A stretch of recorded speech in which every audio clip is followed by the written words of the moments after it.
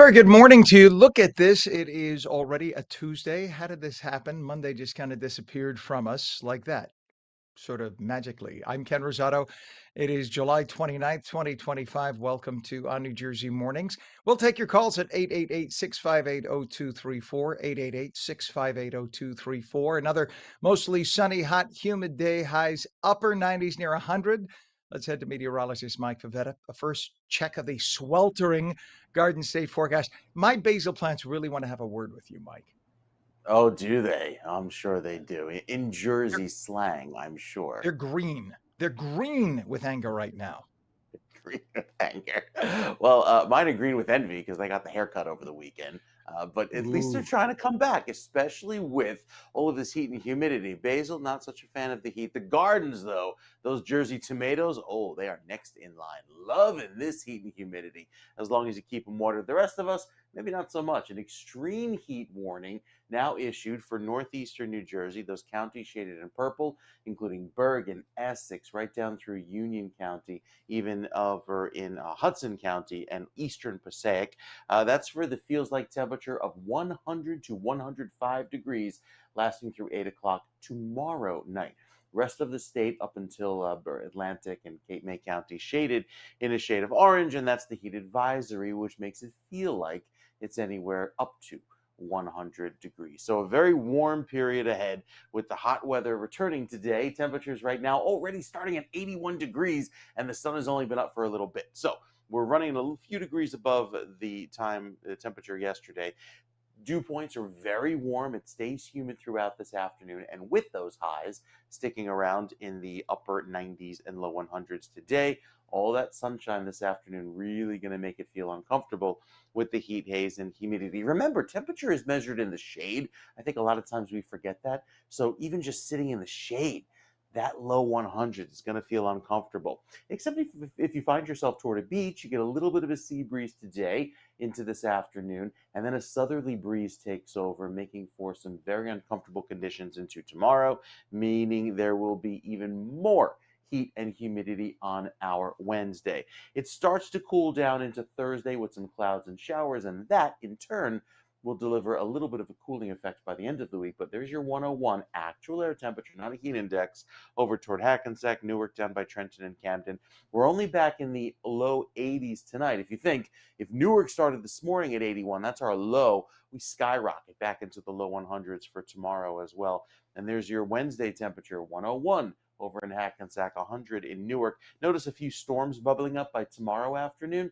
That's where we start to see those initial rounds of thunder and lightning with these storms, but the best chance of them happens more widespread on Thursday, as those temperatures won't even, I think, reach the low 90s. It'll be much cooler by then with that front passing through. So Thursday, lots more rain to come, especially through the late part of the day into Friday. And as those showers come down, look how we're in the 50s for Friday. So a big change with a big cool down on the way. It stays that way through Friday afternoon, much cooler with clouds, and then we clear out just in time for the weekend with drier weather on the way. So it takes a few days to get there, but yeah, we'll be over this heat quickly. It's a short-lived event. Hit our 90s yesterday, 90s again today, 90s again tomorrow, 3 in a row. That's our heat wave.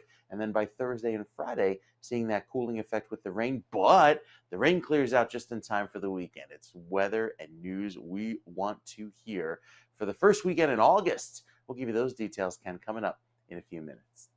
I can't believe you just said the A word. That's usually not allowed on this broadcast. Okay, we'll just leave it at that. Thank you so much, sir.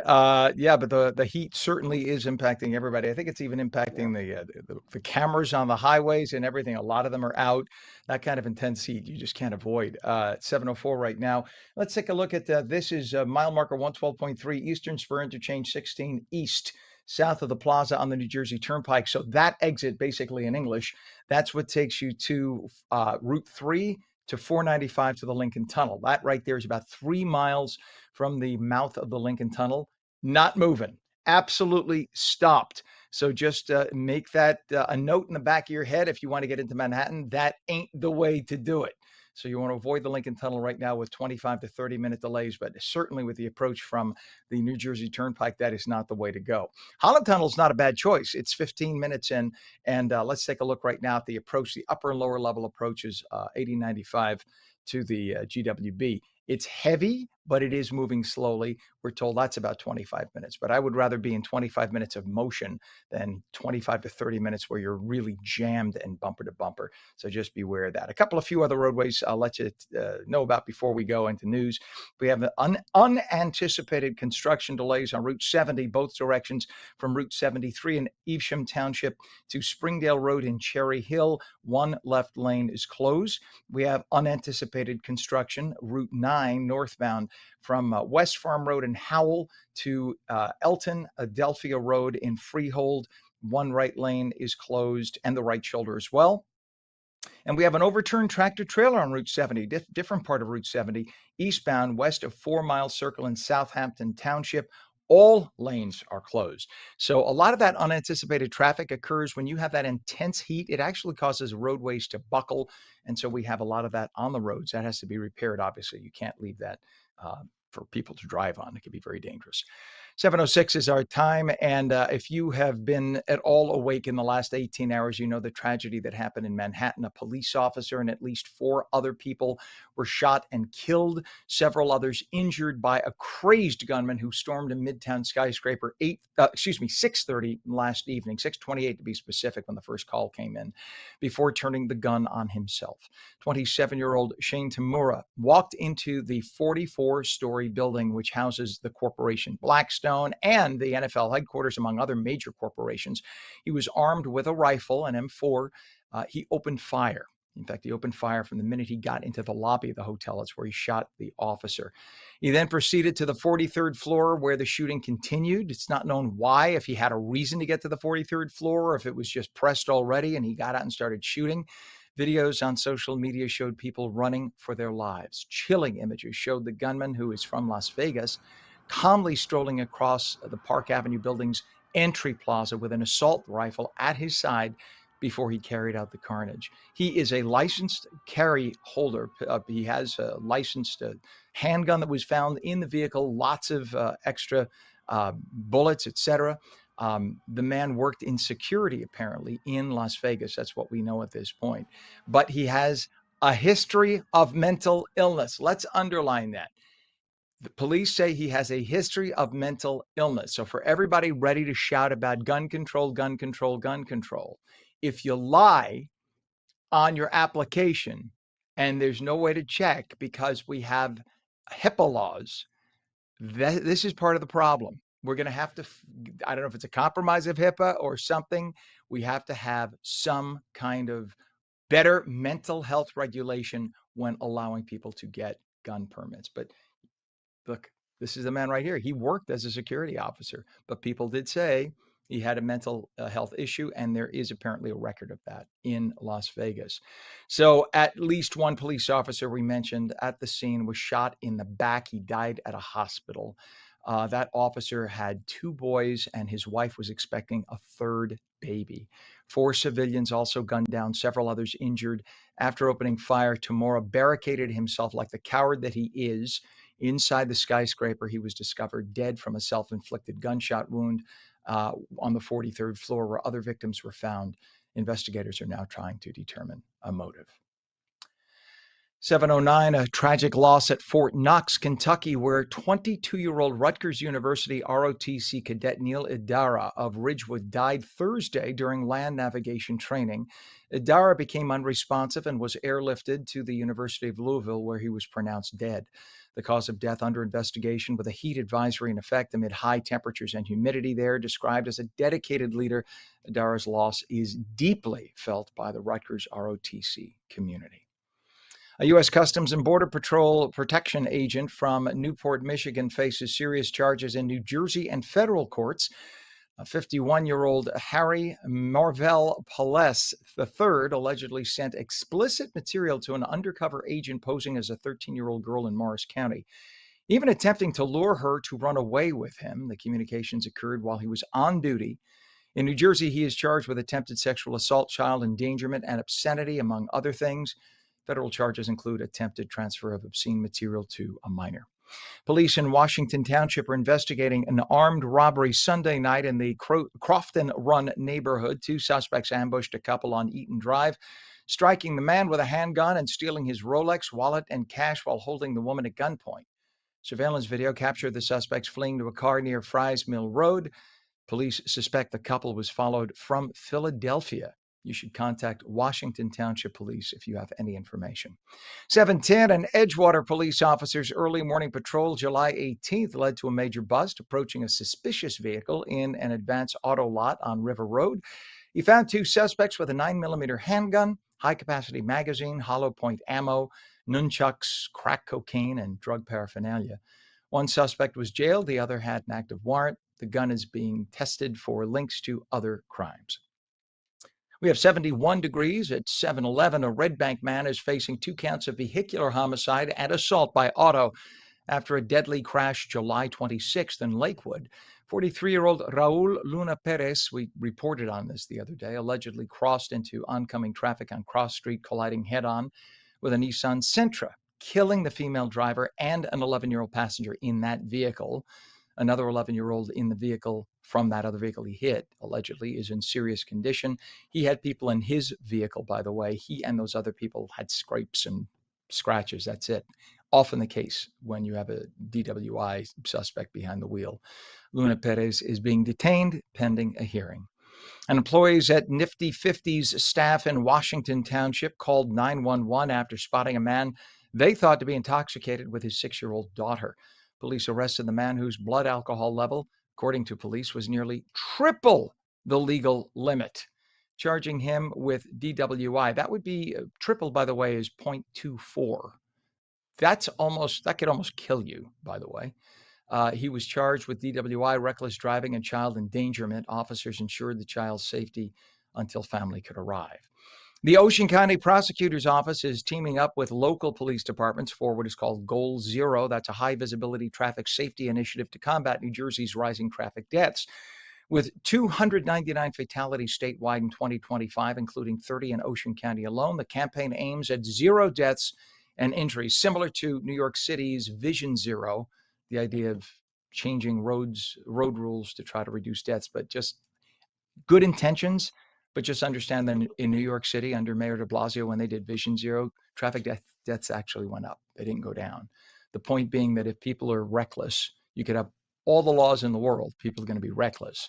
But what they do get to do by changing laws and making them stricter is you'll have cops pull more people over to give more tickets. So ostensibly, while this aims publicly at reducing the number of traffic deaths, I think in a lot of, not to besmirch the goals of many of these town leaders, but for many of them in the back of their heads, it brings shkarol, it brings money, revenue. So now if you're doing 35 and a 25, now they could pull you over immediately and give you a ticket under the guise of, well, it's Goal Zero, we don't want traffic deaths.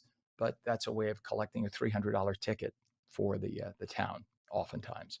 July 31st from 3 to 7 p.m., enhanced patrols will target Jersey Shore roadways and continuing monthly through September. So July 31st, 3 to 7 p.m., from that point on, you should be very careful driving along Jersey Shore roadways through September. Hint, you should always drive carefully along roadways. And let me also please mention, especially if you are driving through local streets, people live there. I know you got to get home to Tenafly or to Englewood, but people down the shore, they live there. So please don't jet through side streets. I've heard of, oh yeah, I found this shortcut through this little town, and I did 90. Don't do that. Their kids live there. Their kids play on the street. Please be careful. You wouldn't want it in your neighborhood. 7:14, Jersey City Mayor Stephen Fulop, awfully nice guy, by the way, visited the new ONNJ bike storage pod near the Grove Street Path Station, the nation's first free, secure bike parking structure. Developed by the JC Department of Infrastructure, the video-monitored pod offers 24/7 access via keycard or app and showcases photography by local artist, very good artist, I might add, Duquan Sweeney. 7:15 right now, we have 72 degrees. When we come back, New Jersey Globe editor David Wildstein will have the latest on New Jersey's political scene with the Inside Edge. Another mostly sunny, super hot, super humid, oppressively hot heat advisory day Did I use enough adjectives? Highs near 100 degrees in many parts. Meteorologist Mike Favetta will return with your full Garden State forecast, and we'll take calls at 888-658-0234. You're watching on New Jersey Mornings. Don't go away.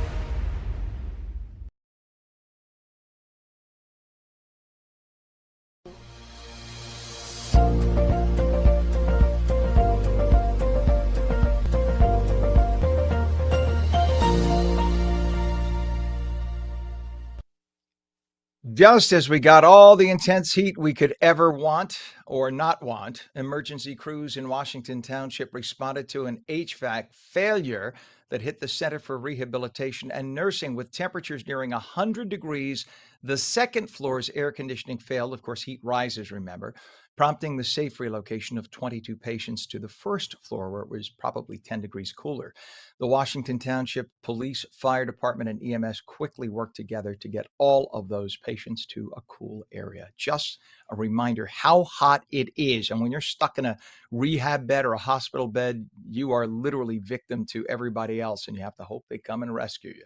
717, welcome back to On New Jersey Mornings for your Tuesday. I'm Ken Rosato, taking calls at 888-658-0234. 888-658-0234.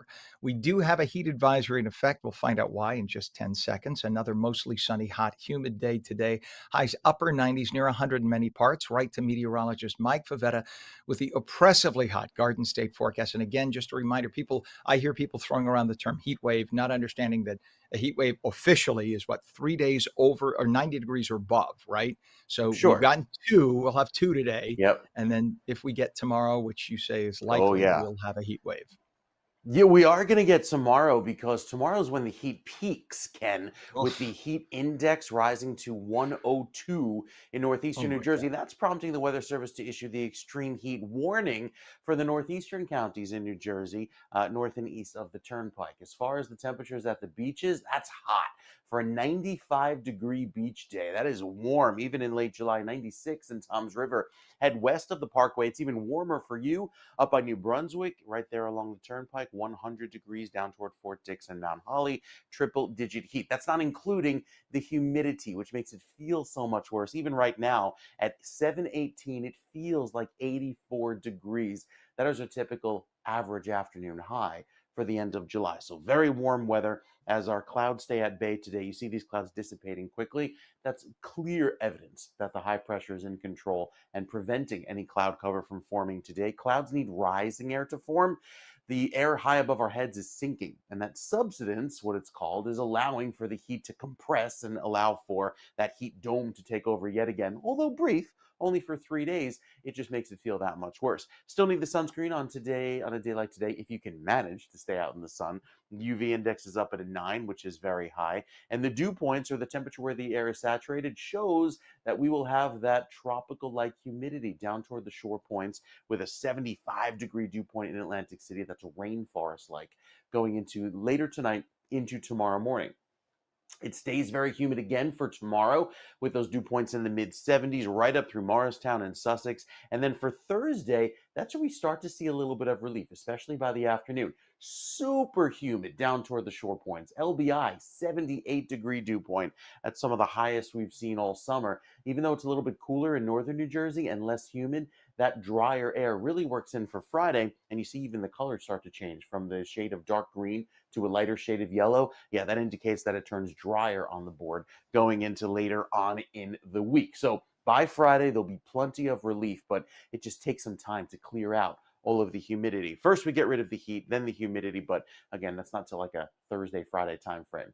There's your high today, 102 in Hackensack, 101 in Newark, Trenton, 101, with that southerly breeze pushing in, making it feel very warm across the state, even more humid. It stays in the triple digits even through early this evening, 97 at 7 o'clock tonight, just within an hour of sunset, and staying warm again for tomorrow. So it doesn't really cool off all that much tonight, meaning tomorrow we're back in the triple digit territory right through the afternoon. And you can even see some of these storms bubbling up here later on in the afternoon into Thursday. I think Thursday is the day where we see those storms come through in the late afternoon, and that begins the cooling process, takes us into Friday and Saturday. And look how beautiful Saturday clears out. It'll be a lovely, dry, sunny weekend with sunshine all around, even through Sunday. Maybe some clouds return by Monday, but beyond that, a very pleasant way to start off our weekend. So once we get through the heat, a little bit of rain, and then we can look forward to the weekend because we've got gorgeous weather on tap with low 80s, low humidity, lots of sunshine, like a Southern California weekend.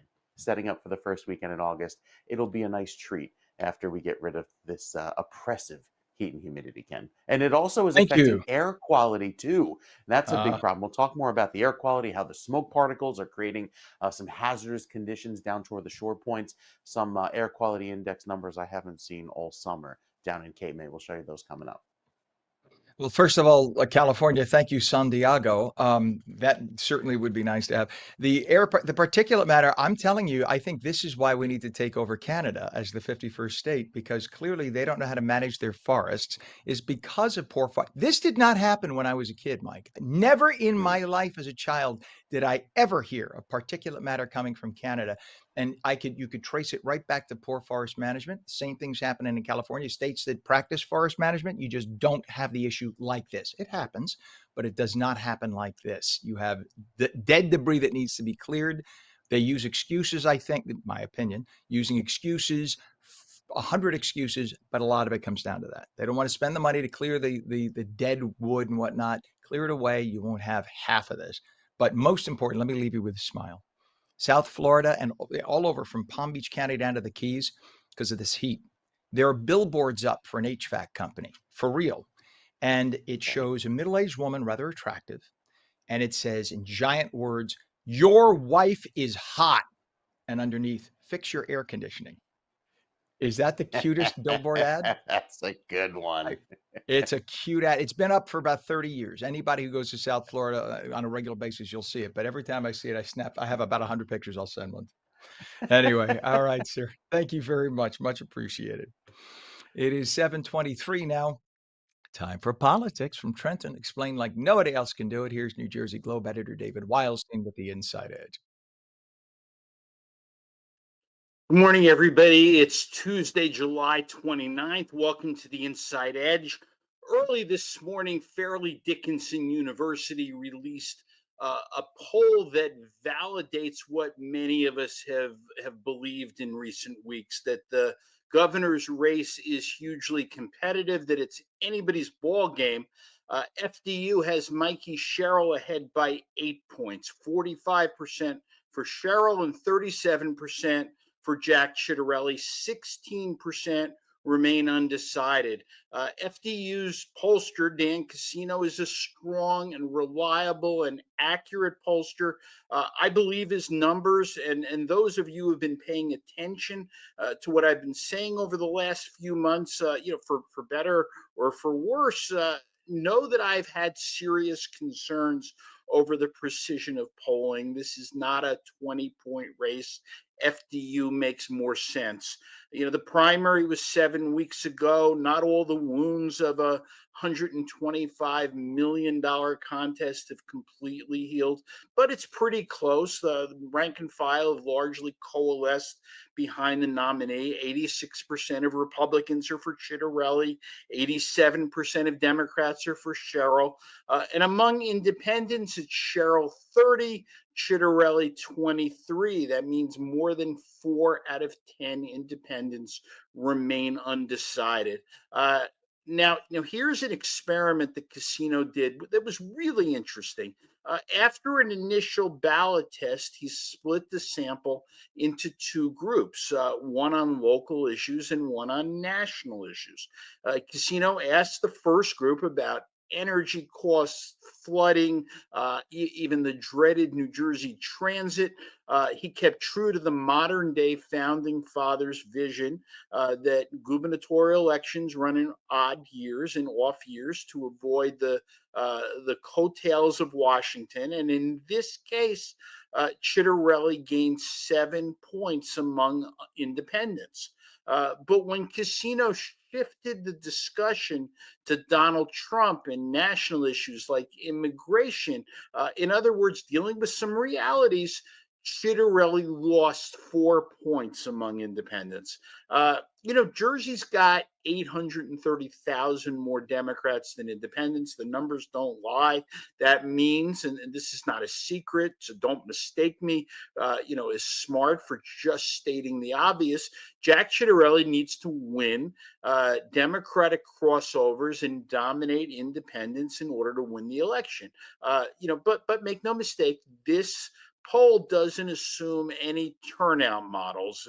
So it's local issues or Trump. It's no wonder Mikey and Jack and Dale and Jimmy have forged the paths that they have.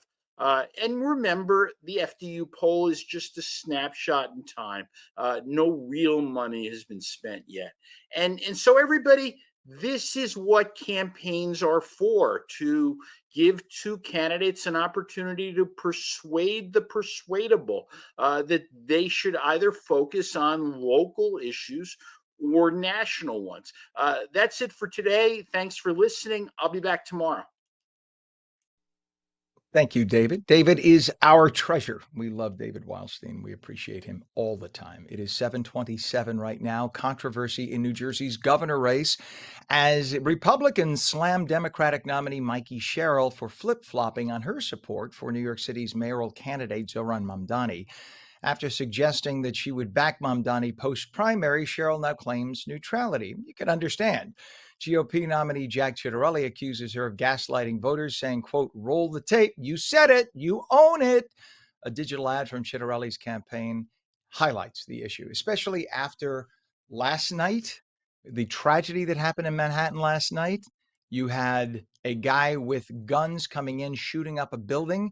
If Zohran Mamdani were mayor, you'd have the police defunded and you would have social workers going in to talk to a guy who has buckets of bullets and an M4 rifle killing people. That is Zohran Mamdani's theory of how to run New York. So what do you want, folks? If you are in New York listening, what do you want? So think about that. And that understandably why Mikey Sherrill is now ditching that. 728.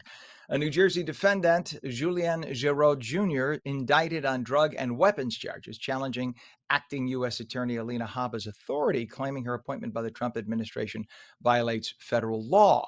Giraud argues that Habba's role undermines his due process rights, seeking to dismiss his case or block her prosecution. It's a clever ploy. If you're being charged by the federal government, you make a case that the person charging you is not valid, thus you can't be charged. Of course, what he doesn't realize is whoever's next in command could just issue the charges. But if I'm his defense attorney, that's pretty smart. The case has been transferred to a Pennsylvania judge, though, whoopsie, amid the dispute. This could spark broader legal issues over Habba's tenure. But as you all know, for those who haven't been following, Alina Habba, who is conservative, was appointed by the Trump administration to be the U.S. Attorney for the state of New Jersey. Well, the state of New Jersey is, of course, with two liberal U.S. senators, 15 of the 17 state Supreme Court judges, liberals, all appointed by Democrats, the state House, or state assembly, I should say, and the state Senate, all Democrat majority. So what you have normally, traditionally, when a sitting president appoints a U.S. attorney to a state, the two U.S. senators in that state respectfully and traditionally, but not by law, would be the ones to decide whether to present that individual to the full Senate for a vote. Being that we have two liberal shills who wouldn't even give her a thought because she was appointed by Orange Man Bad. Yes, I'm talking about Senator Kim and Senator Booker, neither of whom have ever seen anything to the right of Mao Zedong communism that they ever liked. They wouldn't even give Haba a thought, saying that she's fully unqualified. Okay, she's been a lawyer for 22 years. Yeah, she's fully unqualified. And so they refused to present her to the Senate. So then what happened was it goes to the state judges, these federal judges, US judges in the state of New Jersey, 17 we have. 15 of them were appointed by liberal Democrats, Obama, Clinton, and Biden. So of course they hate her, so they would not approve her. So then what happened was it went to the number 2 person who was a liberal, and President Trump said, "Your ass, that ain't happening." So what Trump did was he waited and then he reappointed her, Alina Haba, to be what's called interim. So interim, according to federal law, it's the president's purview to do that because he is in charge of the U.S. Justice Department. He is in charge of the executive branch. But everyone is screaming, no, she's already done her tenure, done her term. But nowhere in the Constitution does it say that she can't be the same person, that you can't appoint the same person to a different role. So technically, it's a different title with the same function. And that's what he did. But this individual is now saying that she's not valid. Trust me, it'll go to the Supreme Court. She's valid. 7:31. The phone lines are open. We have 73 degrees right now. Taking your calls at 888-658-0234. Another mostly sunny, hot, humid day. We have a heat advisory in effect. Highs upper 90s. The full Garden State forecast with meteorologist Mike Favetta in a moment. You're watching ONNJ Mornings. We're seen daily at ONNJ.com, Roku, Fire TV, News On, Samsung TV Plus, Apple TV, YouTube, Facebook, X, and we're streamed live on Rumble and Twitch at twitch.tv/OnNJ. We'll be right back.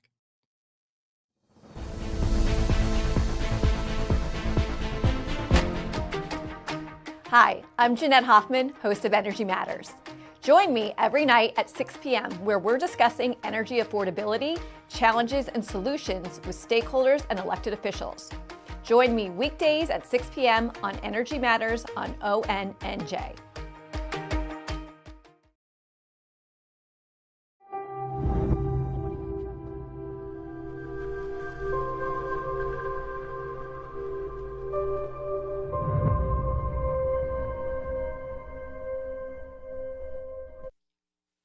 Very good morning to you. It is 74 sticky degrees at 7:32. And yes, I went outside to water the basilico, the basil, and you literally, as you open the door, the air is still flat and sticky. It's like walking into a bathroom after somebody has showered. That's what it feels like outside right now. There's the description. It is Tuesday, July 29th, 2025. I'm Ken Rosato. Welcome back to ONNJ Mornings. Another mostly sunny, hot, and humid day. Heat advisory in effect. In fact, for tomorrow, I believe it's a high heat warning. Michael explained what the term is. I think that's what they're calling it now, something like that. But it's going to be dangerously hot. Highs upper 90s. Here's Mike.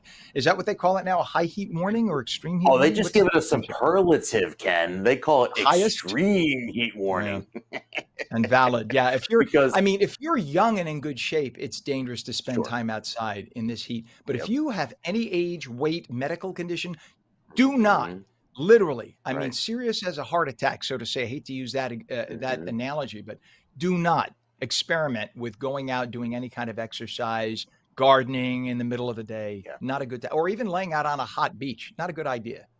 No, because you're not even going to get much of a sea breeze today. And Right. that is really key in understanding that even if you're under the beach umbrella, there's going to be that just big time heat coming at you from all directions without that cooling effect off of the water. Because on the waterfront, on the sand, with a temperature of 92 in Atlantic City and 93 in Avalon, very, very warm. Even west of the Parkway, temperatures approaching 100 down the shore. So all of that heat and humidity today combining to make it feel quite uncomfortable. Now, while there is no heat advisory down south of Atlantic City, there is still some very poor air quality due to those particulates in the air. And of course, some ozone too comes into play. Notice in northern New Jersey, we're doing okay there with decent air quality. But as soon as you head down the shore, especially down toward Cape May, once you get over 200 AQI, that's where we get to the unhealthy level, which is unshaded here, because for most of New Jersey, it's unhealthy for sensitive groups, that orange color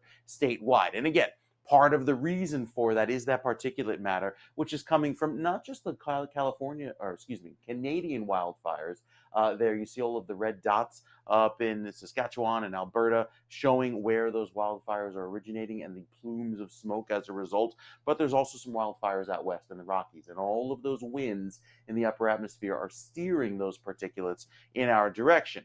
Closer to the ground, you see here this yellowy area has some of that smoke entering New Jersey throughout this evening. This high resolution model only goes out about 24 hours, so we can't see into tomorrow, but still, it shows that there's a good deal of particulates that combined with all of this stagnant air, the heat, the humidity, the feels like temperature of 101 to 102 in northeastern New Jersey, it's just going to be a rough go all around. Not a day to exert yourself. Some of my clients are calling me saying, hey, we want to cancel our outdoor activities because can't have people running around in this sort of heat and humidity. So yeah, even the professional organizations get it too.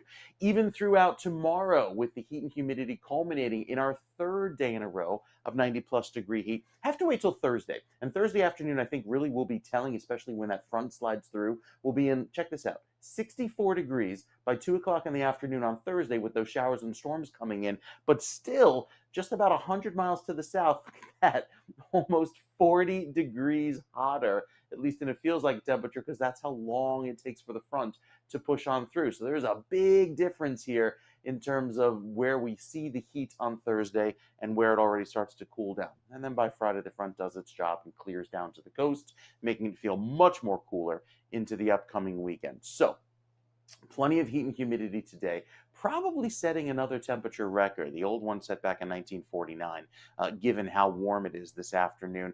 Water temperatures have now hit the 80s over in Sandy Hook, so very, very hot weather on tap for today, and the water temperature is responding.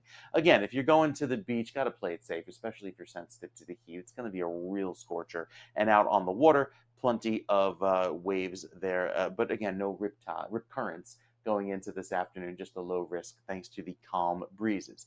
So the bigger picture showing the front sliding through, but taking its time to pass through New Jersey. Notice how it tries to come in tomorrow, but fails to do so. It's this front on Wednesday night into Thursday, which ultimately slides on through, gives us our rain throughout Thursday evening into Friday, and then clears out just in time for the weekend, cooling us down, drying us out, and bringing back beautiful weather on the way for Saturday and Sunday.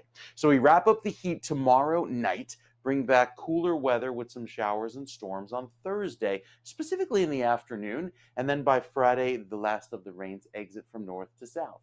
Saturday and Sunday are both beautiful days, low humidity, temperatures in the low 80s, actually a hair cooler than average. That'll be a nice change. And then even the shore points very warm, especially in the overnights, not even cooling down below 77 degrees. So that air conditioning is going to be going all night long until we get to Thursday and Friday. Finally see a little bit of a cooling break with overnight lows in the 60s on Saturday and Sunday, warming back into the 80s. So 1.5 more days, Ken, before we finally see some relief from all of this stubborn heat and humidity. Go figure, July, August. All right, Mike. Thank you very much, sir.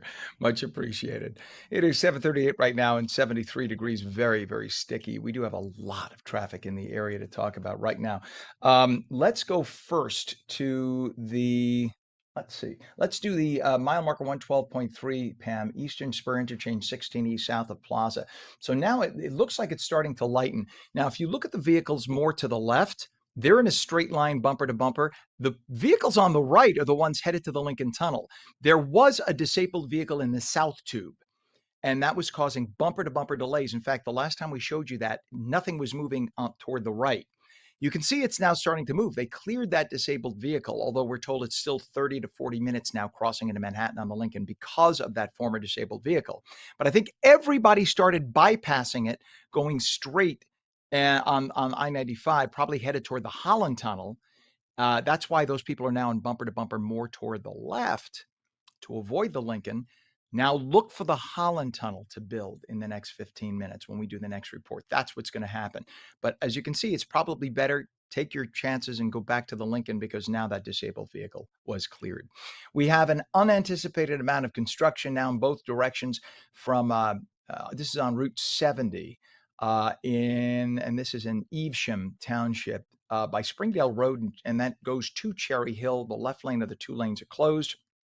We have an overturned tractor trailer, also Route 70, coincidentally. Could very well be because that tractor trailer was slamming on its brakes because of the unanticipated construction. Just guessing, because it's not too far from this. This is on Route 70, eastbound west of 4 Mile Circle in Southampton Township. All lanes are closed because of that. We have delays on 280 westbound by I-80 and Parsippany Troy Hills. All lanes are open, but it's just a bumper-to-bumper mess, only 10 miles an hour. And delays on the Garden State southbound from south of exit 149 to exit 145. That's a 4-mile stretch, bumper to bumper, all volume for that. Now, let's go over to the GWB approach. GWB approach there. Okay, this is actually southbound. When you come from Manhattan into New Jersey, you look at the truck lanes, just not moving, barely moving at all. This is after they just encountered a disabled tractor trailer on the westbound. That's the New Jersey bound upper level of the turnpike. So all those vehicles on the left that are in the middle, they just encountered probably 45 minutes of delays coming over the GWB. And once they get to New Jersey, you'd think they'd be home free. Nah, then they have all that traffic. So it's really a nightmare. Usually it's in the other direction only. This is all coming into New Jersey. Now, if you can, Pam, I know it takes a second to switch it.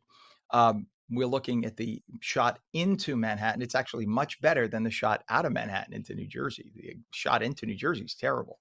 Shot into Manhattan on the GWB is heavy, but it's moving.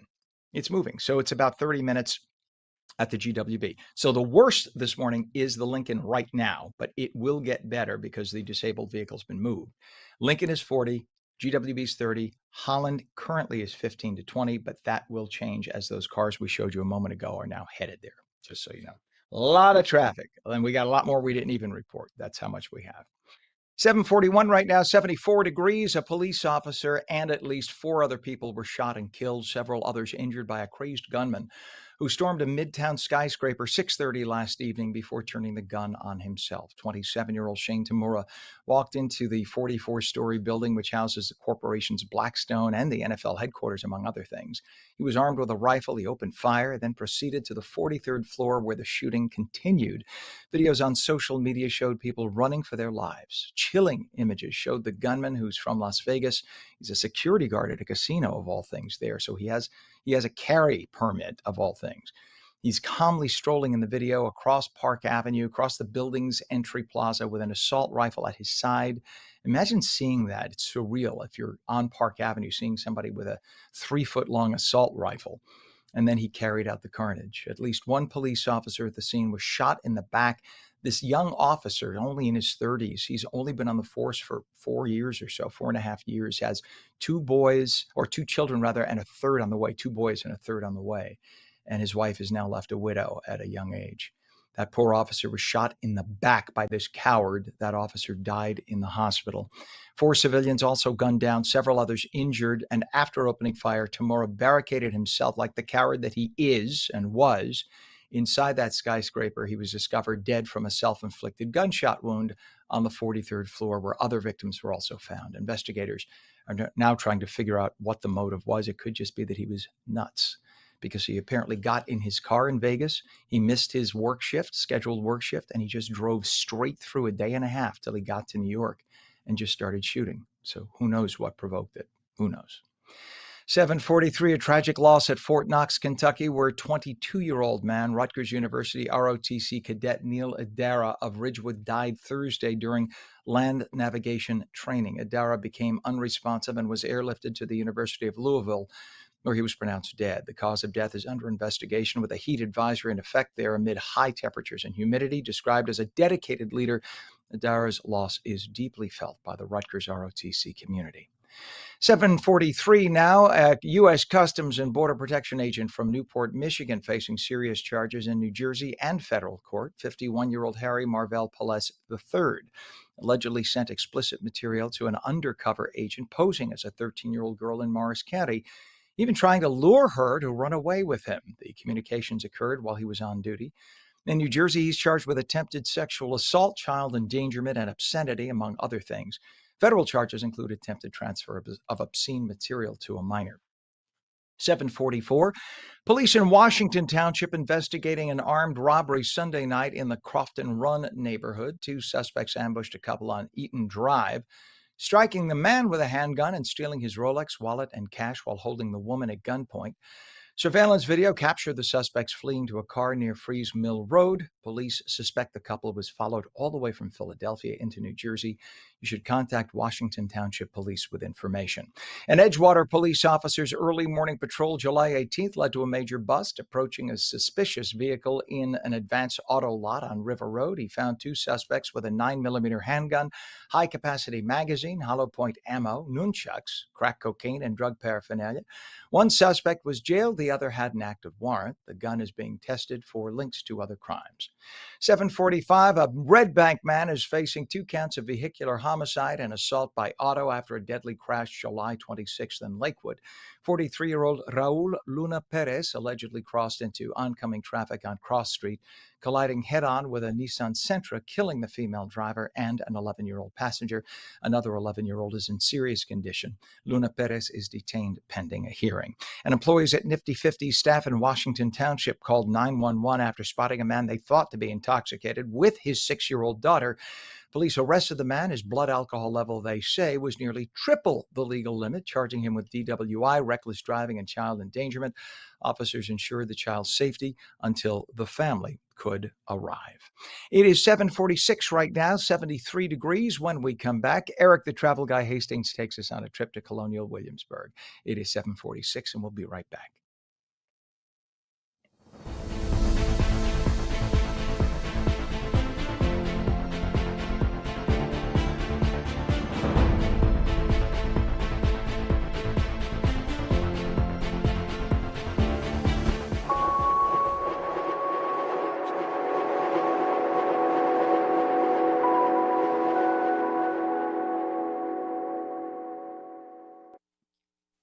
We need a little zen in the morning. Welcome back to ONNJ Mornings. I'm Ken Rosato at 7:46. Another mostly sunny, hot, humid day. Highs upper 90s. Straight to meteorologist Mike Favetta with the Garden State forecast. Heat advisory in effect. Good morning, Mike.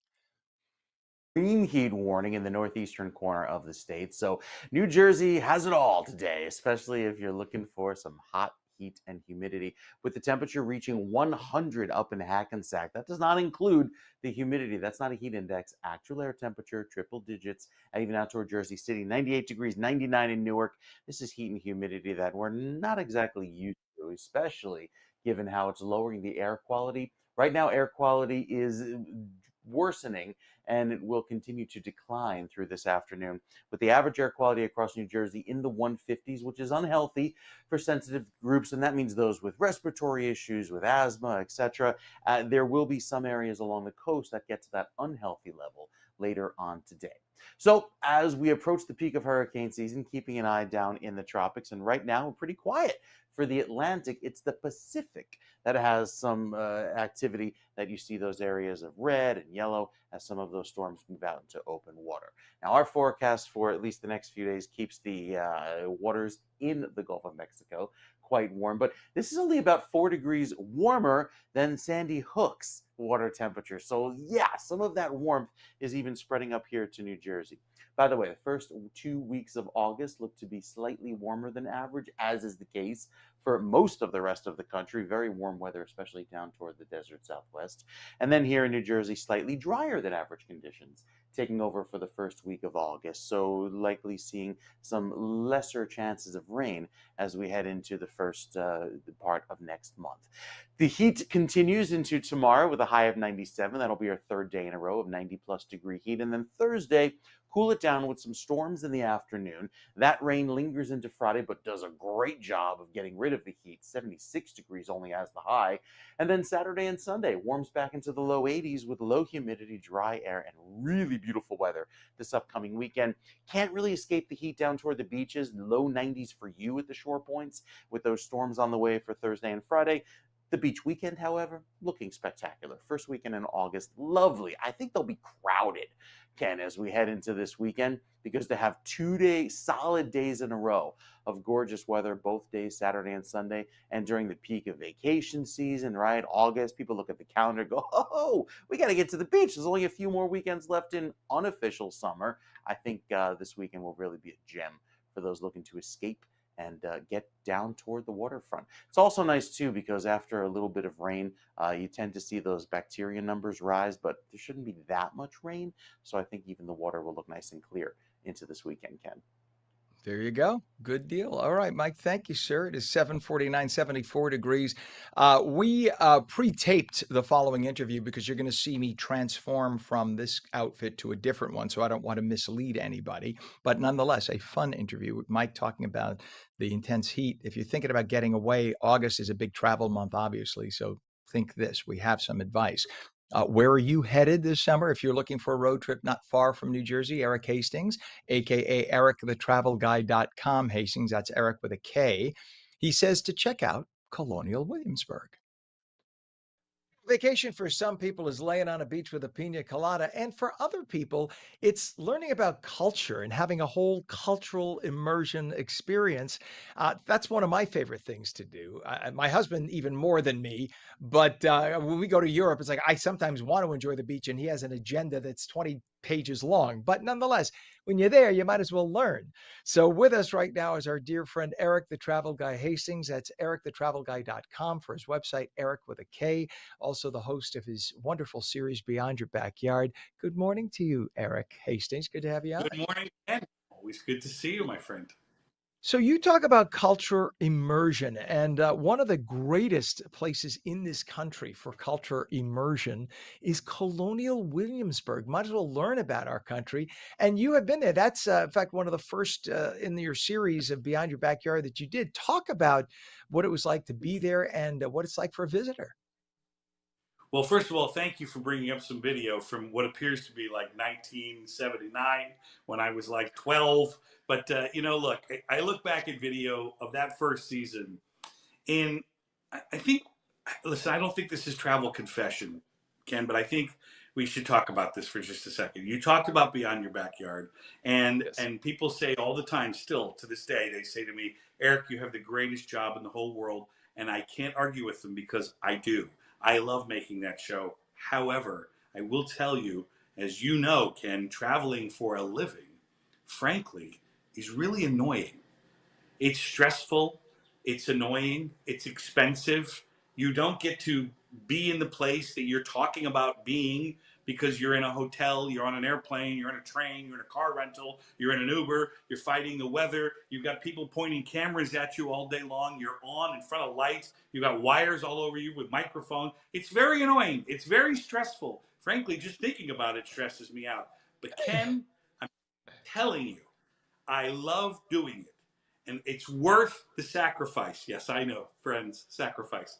It's worth it to me. And that's why. The very thing that you're talking about is the personal reason I love doing the gig. And Colonial Williamsburg is one of the first places that I truly started to understand that because no matter what vacation you're on or you're planning, there is an opportunity to learn something. Even if it's a tidbit, just a little nugget. You don't have to go on an educational trip. I'm just telling you, you step into one museum, you step into one protected land over there and learn why that land is important to that particular place. You eat at a restaurant where there's food from people that were here, thousands of years ago. Whatever it is, you can always learn a little something on every vacation you're on. And you know what gets me is we always assume that we are the most advanced culture ever. We look at ourselves with such narcissism, and we think that we are the epitome, we're the pinnacle of civilization. Well, the people who lived in Colonial Williamsburg thought of themselves that way as well at the time, and they got Well, around by horse and carriage, and they dressed to the nines, and they had slaves. Unfortunately, we talk about. Thomas Jefferson, of course, was there, and he had his estate Monticello, but he had a slave, or as we call her, an enslaved person, because he truly was madly in love with her, Sally Hemings. He had 6 children with her. Many people today are descended, black and white, who claim their bloodline directly to Thomas Jefferson and or Sally Hemings. But it's fascinating. You learn all about that there, and it's a total, as you say, immersive culture. Everybody on the streets are dressed in that Yeah. time zone, right? In that time Well, period, the late 1700s. this and if Kevin were here, our executive producer of this show, he would be nodding his head saying, "Oh, yes, I can attest that this is the truth." I tell you, so many times on this show, we talk about what we're going to be doing on the storylines and whatnot. And that Colonial Williamsburg was one of the first times that we actually interviewed someone in character. And I remember those meetings where they were like, "Okay, and then we have an interpreter. They call them interpreters, whatever. We're going to have an interpreter, and you're going to conduct an interview with them in character." I'm like, that's not going to work. Of course, I'm like the Wow. cynic. I'm like, that's going to be terrible. I'm going to hate it. It's going to be awful, but we're going to try it. We're going to give it the college try, right? So Bill Barker is the guy's name. It's in this episode. It's prominently featured in this episode because we sat down with him and did a one-on-one with him in character as Thomas Jefferson. And I kid you not, Ken, I know you've been in this position before. You listen to what they're talking about and you're like, oh my God, this guy is this guy. You feel like you are talking to Thomas Jefferson, and there was no subject that was off limits. Again, we're making a travel show here, so we're not getting into the history of politics and whatnot. But nevertheless, it was stunningly fascinating, and every interpreter at Colonial Williamsburg is that way. They're so passionate about the subject matter. You can't help not to learn something from them. Isn't that fascinating? I love that. So when you know the person's talented when you start asking the questions and you believe you are asking the question of the actual individual and getting the answer. Yeah. Like you could get the answer to any question. It's like someday I'd like to sit down with Jesus and ask him a million questions. And it's like getting that opportunity to literally get it from the mouth of Jesus, in this case, the mouth of Thomas Jefferson. Just fascinating. And it's what's so fun about it is while it's educational, it's not boring education because every minute is I mean, how often can you say you get to experience living centuries ago and what it's like? And there are wonderful hotels that stay in that theme in Colonial Williamsburg. Absolutely. And again, I think there's listen, my producing partner, my dear friend Gary Littman is on vacation right now. He's in the middle of the jungles of Costa Rica with his wife and young children, which again, that sounds like torture to me. But that's me. Now he's having a grand old time, right? Now he's texting me while we're talking about this, and he's talking, I don't know what he's talking about, but he is loving it because that's the kind of vacation they want. And again, when you've got young children and you want them to sort of understand and give them, yeah, you can go to Disney, you can go to Universal, you can go to lots of theme parks, you can take them to Great Wolf Lodge if you want to. But when you take them to a place like Colonial Williamsburg, they're learning while they're just walking around eating candy, which is what they were going to do at Great Wolf Lodge. That's fascinating. And by the way, if you did want to have a multifaceted type vacation, Virginia has some of the prettiest beaches in the country too. Not as nice as New Jersey, but you could get in a car, you rent a car and take the family for a night or two. If you take a week in Virginia, take the family for a night or two to the shore and enjoy the Yeah. beach. And Virginia, it actually has some really great deals. If you get away from the DC metro area, which is very expensive, and go toward like Virginia Beach or Colonial Williamsburg, you could have a wonderful time and not break the bank, and you could drive there from New Jersey. Right, and remember you got the triangle down there. You've got Colonial Williamsburg, Jamestown, and of course I'm forgetting the third as I mentioned it. As we didn't talk about it, I didn't prepare for it. But you go down there, and again, just by virtue of showing up, you will learn something because there's something to be said for too. Remember, this country doesn't have a lot of European history. It's only a couple hundred years old. I mean, it has lots of indigenous people history, but you learn just by virtue of you being there. You will learn something, and that's a pretty cool thing. Well, there's the Yorktown battlefield. Is that what you were thinking of? That's it, Yorktown. Yes, of course. Thanks to the Google. I cheated. I wish I could say that it came out of my own brain, but there were things in my brain you don't want to know about. I was like, oh no, I'm not going to remember the third one off the top of my head. Oh well. I've been there many times. Hey, I've had to interview politicians when I was over at Channel 7, and I've now learned that whenever you do an interview, always write in your notes the name and the title of the person at the beginning and at the end, because when you get to the end, when you want to say their name and it's not there, you don't want to be on camera pulling back to the top of the interview to find. Thank you so much, Joe, Councilman Joe, for being with us today. Anyway, it sounds like a fascinating vacation and just an educational one too, and definitely one that it doesn't probably take tons of planning. And while everybody else is trying to get to the Caribbean during the summertime, take your family and go to Colonial Williamsburg and really enjoy yourselves and have a vacation where you should spend at least one vacation with the kids doing a good Oh, educational thing. It's great. absolutely. All right. Eric, the Travel Guy Hastings, ericthetravelguy.com. That's Eric with a K. Also the host of Beyond Your Backyard, all the wonderful videos you'll find on YouTube. I counted 2.27 million videos that you've posted on YouTube. That's quite a lot. And It's a lot. your buddy did all the shooting and editing. Is that right? Harry, Kevin, Jason. I mean, I have the greatest crew in the world, and that we should do a show of us making the show. I mean, because all day, all the planning, just like going on vacation. It's funny, we talk about that. I know we have to go, but we talk about that too. You know, we talk about the fact that we do all this planning for the travel show that we're making, and yet when we show up, guess what? It's a little bit different than we planned, and we have to call an audible, and we have to figure out where the sun is. You know, we have different. It's the same idea when you go on vacation. It's not going to be exactly the way you planned it, and guess what? It's going to be just fine. It's going to be All okay. right. It sounds like listen, I like it. I think that's a wonderful thing. Maybe because I've done a lot of vacationing and I live part-time in Florida, so there's always beach that I enjoy vacations like this. So it's a good thing to experience. Eric, the Travel Guy Hastings, our dear friend, Eric with a K, ericthetravelguy.com. Thanks for being with us, buddy. Thank you, my friend. Always fun to do interviews with Eric. It is 8:01 right now. We have a sticky 74 degrees when we come back, a dating app for the Asian community. We'll tell you about Yuzu. Plus, we will take your calls at 888-658-0234. It's going to be sunny today, but hot, very humid. Heat advisory in effect. Highs near 100 degrees, and it'll feel it with the humidity. The full Garden State forecast in a minute. You're watching ONNJ Jersey Mornings. Seen daily at ONNJ.com, Roku, Fire TV, news on Samsung TV Plus, Apple TV, YouTube, Facebook, X, and streamed live on Rumble and Twitch at twitch.tv/ONNJ Jersey, and more platforms to come, I might add. We're coming right back.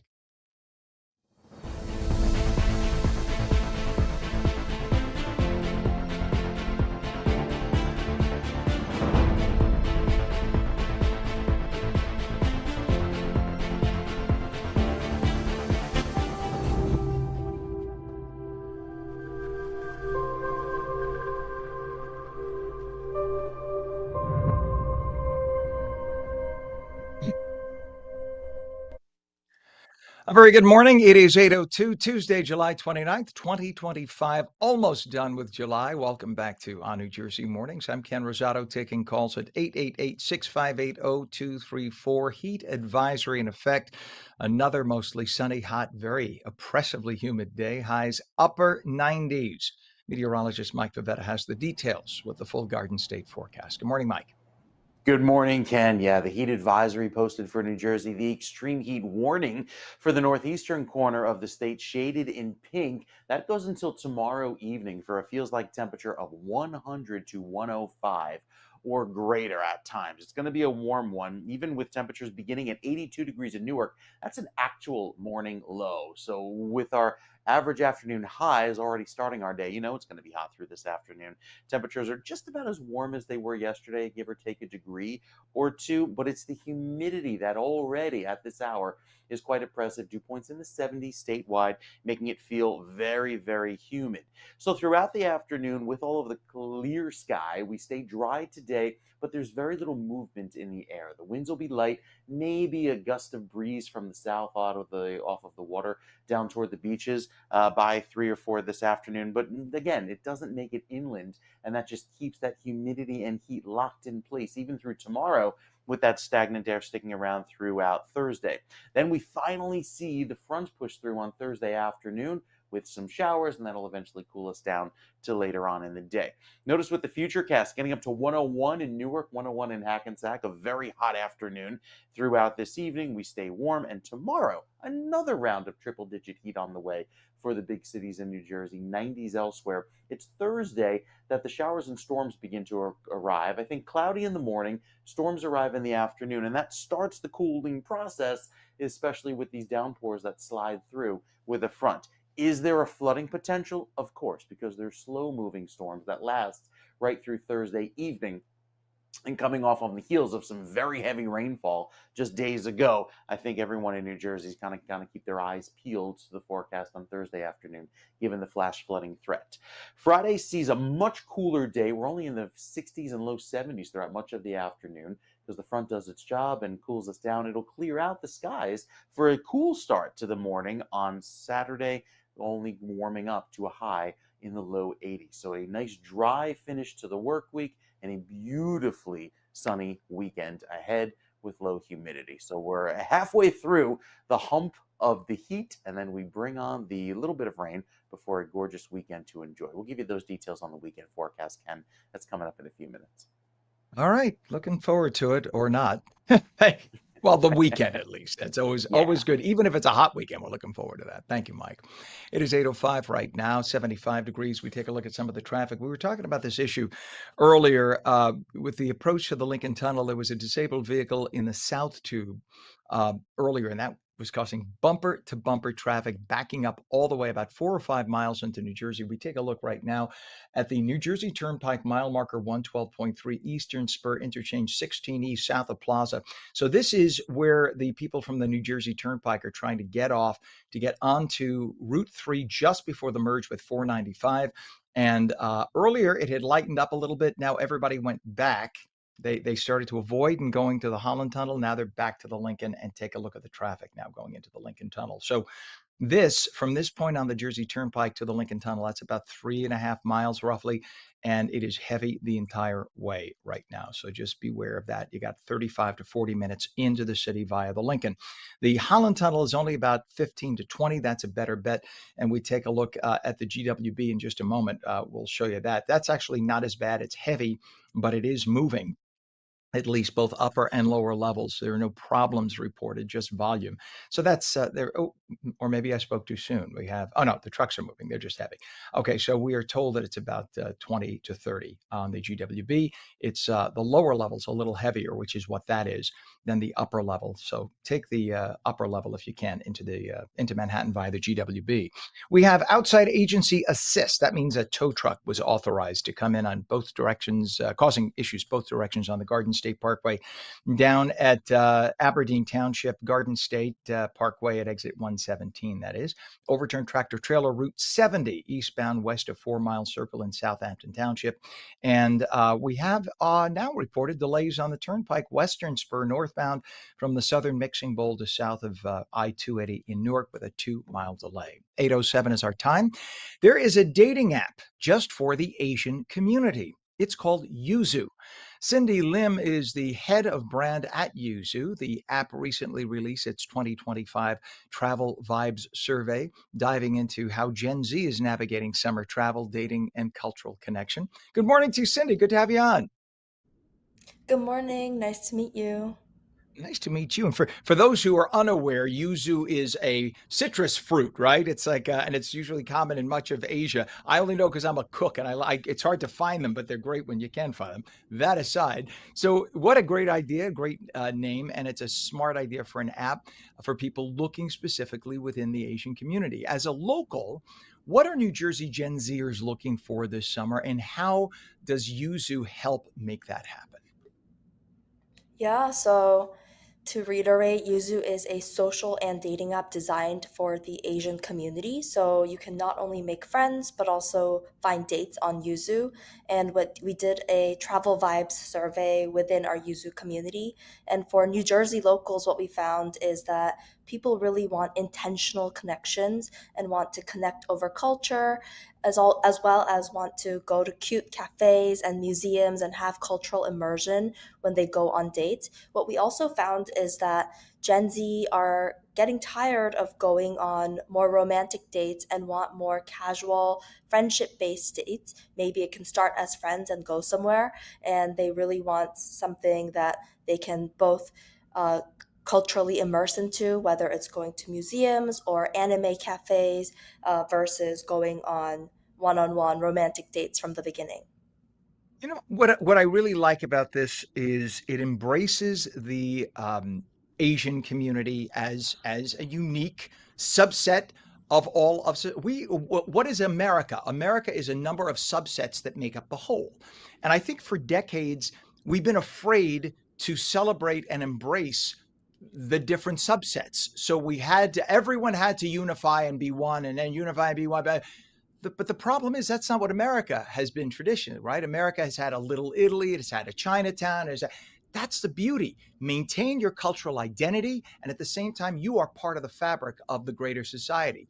That's what I love about this. It's you could be proud to be of Asian heritage, and you're still proudly American. And the fact that you embrace this in this app and you don't shy away from it, I think you should be very proud of that. That's a great thing because the Asian community has contributed so much to this country, and there's such an important part of the fabric of the society that sometimes you want to be with people who are more like you. I want to be with people like me, and sometimes I don't, but you have the option in this, and that's the beauty of it. Mhm. So talk about the 2025 travel vibes survey. What stands out to you about how Gen Z is approaching travel this summer? What stands out is that Gen Z is more focused on the journey and the process of planning versus the actual destination. They love getting together and planning itinerary based on their interests. And Yuzu itself does have a lot of various interest groups, such as anime lovers or pet lovers or foodies. And they really come together to form their itinerary around their interests on Yuzu. And what also stands out is that Gen Z is less about traveling or going on a plane. It's not about how you get there, but kind of more like what you do when you're there. What kind of restaurants are you going to visit? Whereas I think before the whole thing about travel was getting on a plane and finding something exciting, whereas Gen Z is definitely fine just even going to Six Flags as a travel plan or going to Montclair Museum as a travel plan. It's less about how far it is and how you get there, more about what kind of interests and community of their individual identity it celebrates. You know, Cindy, it's so refreshing to hear this because I think a lot of Gen X and Gen Y got heavily into hookup apps. And I'm sorry to say it, it is what it is.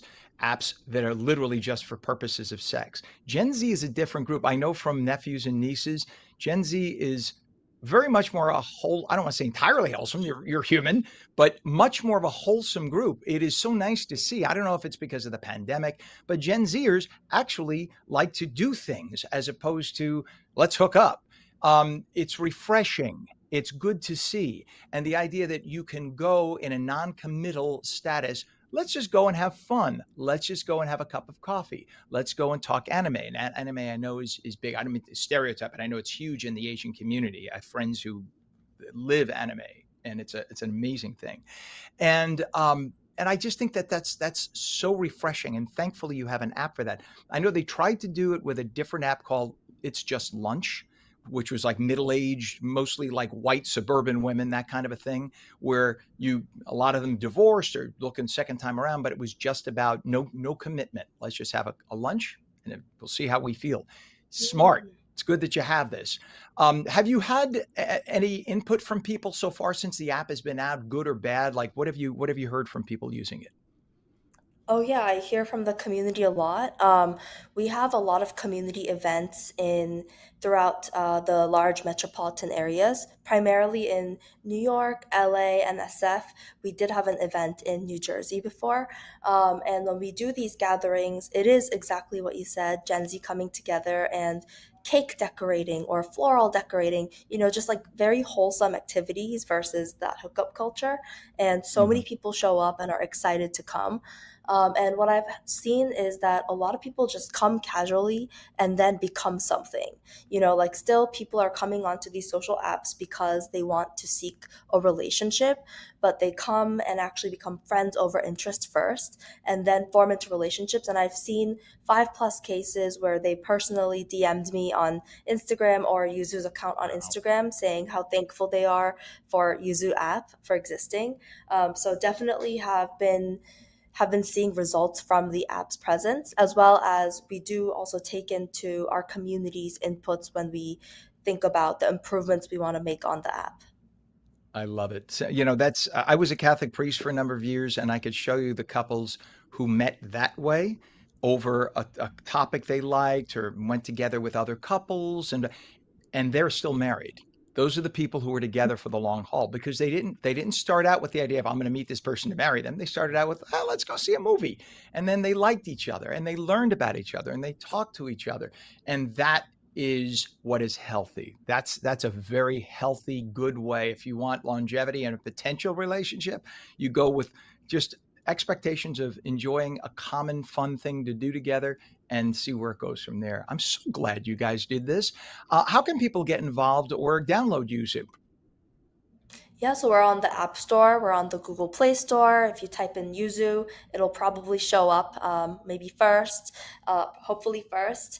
And our Instagram is also Join Yuzu, JoinYuzu. We're on Instagram, TikTok, and YouTube, as well as Snapchat, but we're less active there. So definitely find us there. We post a lot of content that's relevant for the Asian culture on our social media, and our app is always it's always on. I was just on the app on sharing about my travel plans and who's going to be around where. So definitely, if you need a community, join Yuzu. Awesome. Cindy Lim, head of brand at Yuzu, the dating app for the Asian community. Great, such an essential part of the culture of America, the epicenter in many cases of the fabric of this country. Thank you for joining us this morning. It was great to have you on. Come back again. We want to hear how it's going. Thank you. You bet. Take care, Cindy. 8:15 right now, and we have 75 sticky degrees today. Another mostly sunny, hot, and humid day. Highs upper 90s. Heat advisory, in fact. Meteorologist Mike Favetta returns with a full Garden State forecast. We're coming right back.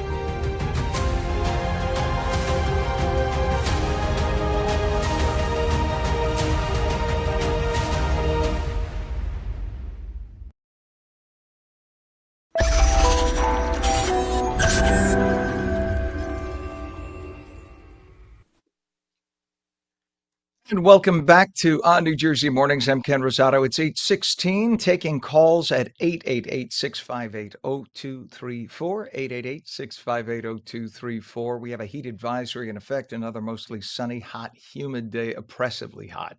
Highs upper 90s, near 100. Right to meteorologist Mike Favetta with the full Garden State forecast. He's pulling in his basil plants now that they've had a trim. He Yeah, doesn't want to yeah. burn.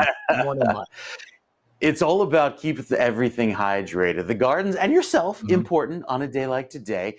You'll be sweating pretty hard, especially even toward the beaches where the temperature along the ocean front reaches the low 90s yet again. And again, this is in the shade. So if you find yourself in the sun, it's going to feel very warm down through Point Pleasant and Tom's River. Mid to upper 90s for you. Head west of the parkway. It'll feel easily like it's in the low 100s. Actual air temperature toward New Brunswick and Mount Holly, 100 degrees. Already 8:17 this morning, it feels like near 90 degrees in Newark and Hackensack. So it's going to be a hot one, especially if it's starting off this warm. The clouds trying to work their way in, dissipating by the time they reach New Jersey. So it just goes to show the sun sticks around today, making it feel very warm and through this afternoon. And we get a lot of sun with the UV. The UV index is up at a 9, which is very high. In terms of the dew point, or the temperature where the air is saturated, remember, anytime this is in the low 70s, that is tropical, and it will feel quite tropical into this evening as well as tomorrow morning. That dark shade of green heading across southern New Jersey, especially for tomorrow evening, making it feel like rainforest levels of humidity into tomorrow night and early Thursday morning. Now, by Thursday afternoon, you see that shade change to a lighter shade of yellow into Friday. That is the drier air working through, making it feel quite pleasant by the end of the week and kind of clearing out this humidity, allowing for a very dry feel come this weekend. So a few more days, just today and tomorrow, of this extreme heat. Today feels like greater than 102. That's your actual air temperature in Hackensack. Feeling like into the low 100s through this evening, and even the 90s into the overnight. Very warm. We don't really get a chance to cool off because that air is stagnant, the humidity's in place, and that humidity holds the heat from the day into the overnight and especially into tomorrow morning. So we start off warm tomorrow, stay in the low 100s for tomorrow afternoon. There's a rogue outside chance of a scattered shower or storm on your Wednesday evening, but the best chance of rain comes with those clouds on Thursday, and that's the front that really begins the cooling process, taking us down into the upper 60s at night over this weekend and only into the low 80s on each day, Saturday afternoon and Sunday afternoon. Lots of sunshine this weekend. All those clouds stay to our south until Monday, and then we stay nice and dry into the first part of next week. So the weekend's looking amazing. Lots of clear sky, beautiful dry northerly breezes on Saturday, 81 as the high. It'll almost feel like early September, dare I say, which is fitting given it's the first weekend in August. So plenty of clear weather to enjoy, but at least we get a break from the stubborn heat and humidity. And this is not a long duration heat wave, just 3 days, but it's going to be hot in the meantime until the weather clears by Thursday afternoon, Ken. All right, thank you so much, Mike. A lot of heat. Be careful and hydrate. 8:20 right now, and we have a mess on the roadways. The majority of the traffic issues we're having are in the Hudson River crossings. All of them are now a mess. The best bet, by the way, is the Holland Tunnel. But let's take a look at the approaches to the Lincoln first. This is the mile marker 112.3 Eastern Spur interchange 16 East south of the plaza. It's just a mess. And so on the right side, those are the people headed to Route 3 and 495. That is about 40 to 45 minutes from that point into Manhattan. The people to the left are trying to avoid that and go toward the Holland. Not much better. Look at that traffic. It's an absolute nightmare. It's rare that you see both sides stopped, but that's what we have. One of the reasons we have that, we can come back on, Pam, because I know you got to switch over to the GWB approach. The GWB now has issues as well. So we have delays on the GWB. Lower level eastbound, all lanes are slow with travel time. Once you make it to the mouth of the bridge, 30 minutes. Oh, okay. So once you make it to the mouth of the bridge, we're told 30 minutes. So it's once you get onto the bridge, that's where you have problems. So apparently right before this point and right after this point, you'll see bumper to bumper. I guarantee the next traffic shot, that's going to be stopped. Lincoln Tunnel approaches now is 30 to 40 minutes. We're told once you're at the mouth of the Lincoln, it's just an absolute mess. So give yourselves lots of extra travel time, or better yet, take mass transit. 821. And there are several media controversies shaking the industry to its core, from CBS settling its 60 Minutes, $16 million lawsuit with President Trump with that interview, to the creators of South Park slamming a corporate merger tied to the same network, to Paramount CBS, and Trump's pushback on the press, which some have called an assault on free speech, because if you're afraid that you're going to get sued by the president if you say something he doesn't like, it does have a chilling effect. Being in the industry, I could say that. Few voices carry the weight of experience like our guest coming up here, publicist, marketing expert. In fact, he was the host of Morning Edition on News 12 New Jersey for a lot of years. I used to watch him back then when I was home on my days off from Channel 7 in the morning. And longtime New York City TV and radio, in fact, news anchor and reporter. He was on WOR TV, Channel 9. He was on WNBC Radio. I could go on, but then we wouldn't get him. My friend and all-around good guy here is Frank Cipolla. Good morning, Frank. You can continue to go on. I'll just wait here and listen while you do And that. here, I promised you we would plug the book, and we're going to plug it at the end, but let's do it All both right. the beginning and the end. Tell everybody your book too. Oh, before I get to the book, let me honestly say this. I am a fan of On New Jersey. I watch the show. It's a great network. I watch Laura Jones's show on politics and my Yes. friend Jeanette Hoffman. The gubernatorial debates were dynamite. The gubernatorial coverage, the primary coverage, super. So I'm a big fan. I want to schmooze you right back because I like the network. I like it a lot. Thank you. And And the book, I was fine when you said Laura Jones. I was fine when you said everybody. Once you said you liked the morning show, then I was like, he's lying.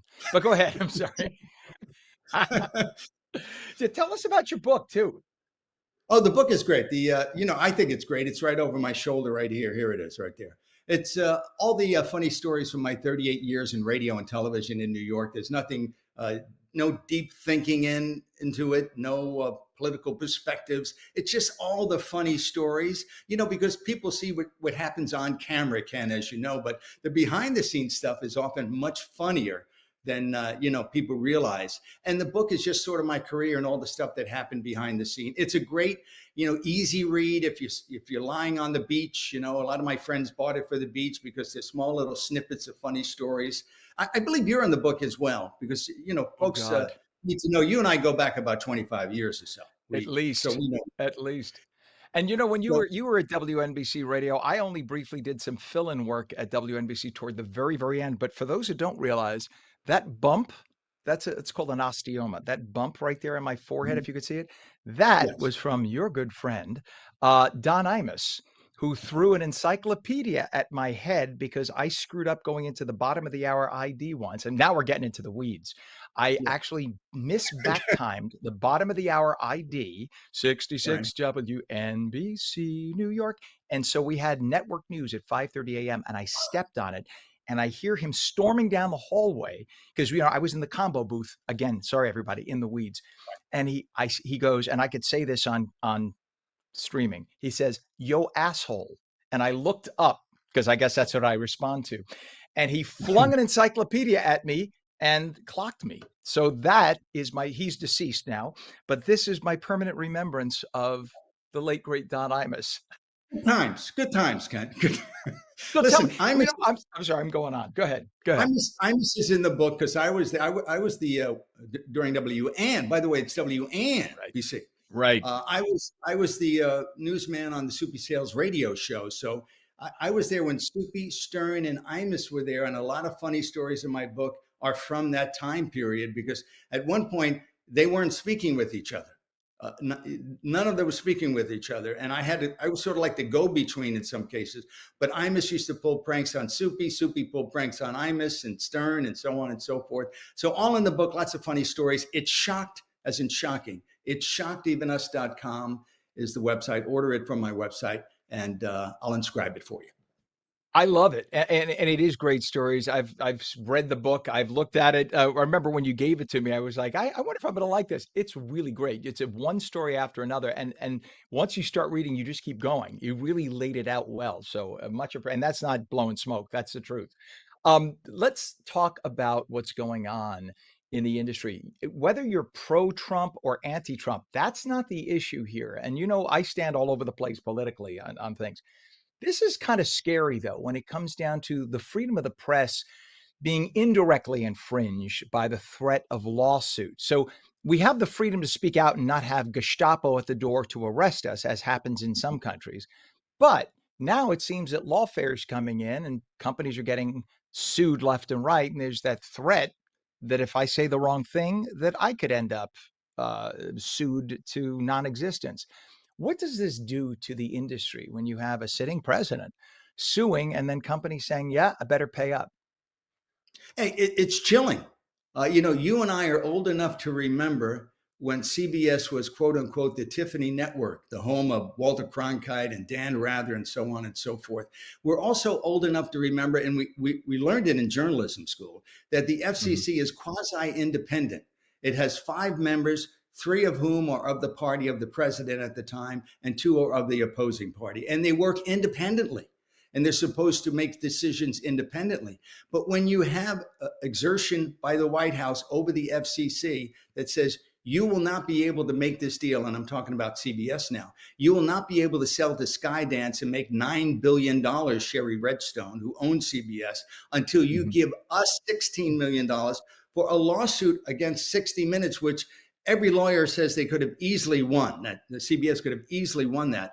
Or, as some have indicated, that you need to fire Stephen Colbert because every night he's taking shots at the White House, regardless of who the president is.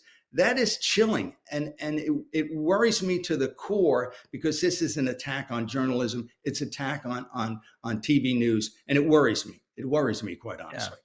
And look, I tend to be conservative, but I'm more libertarian than conservative, and so my libertarian roots are just screaming when I hear that, because that very much today it's them, tomorrow it's you, and that's what you Absolutely. have to keep reminding yourself. So all the conservatives who say, "Oh, good, they deserve it," tomorrow they could be coming after you when the next administration comes in. You never know, so just keep that in mind. There's a reason why we have freedom of the press. You don't like it?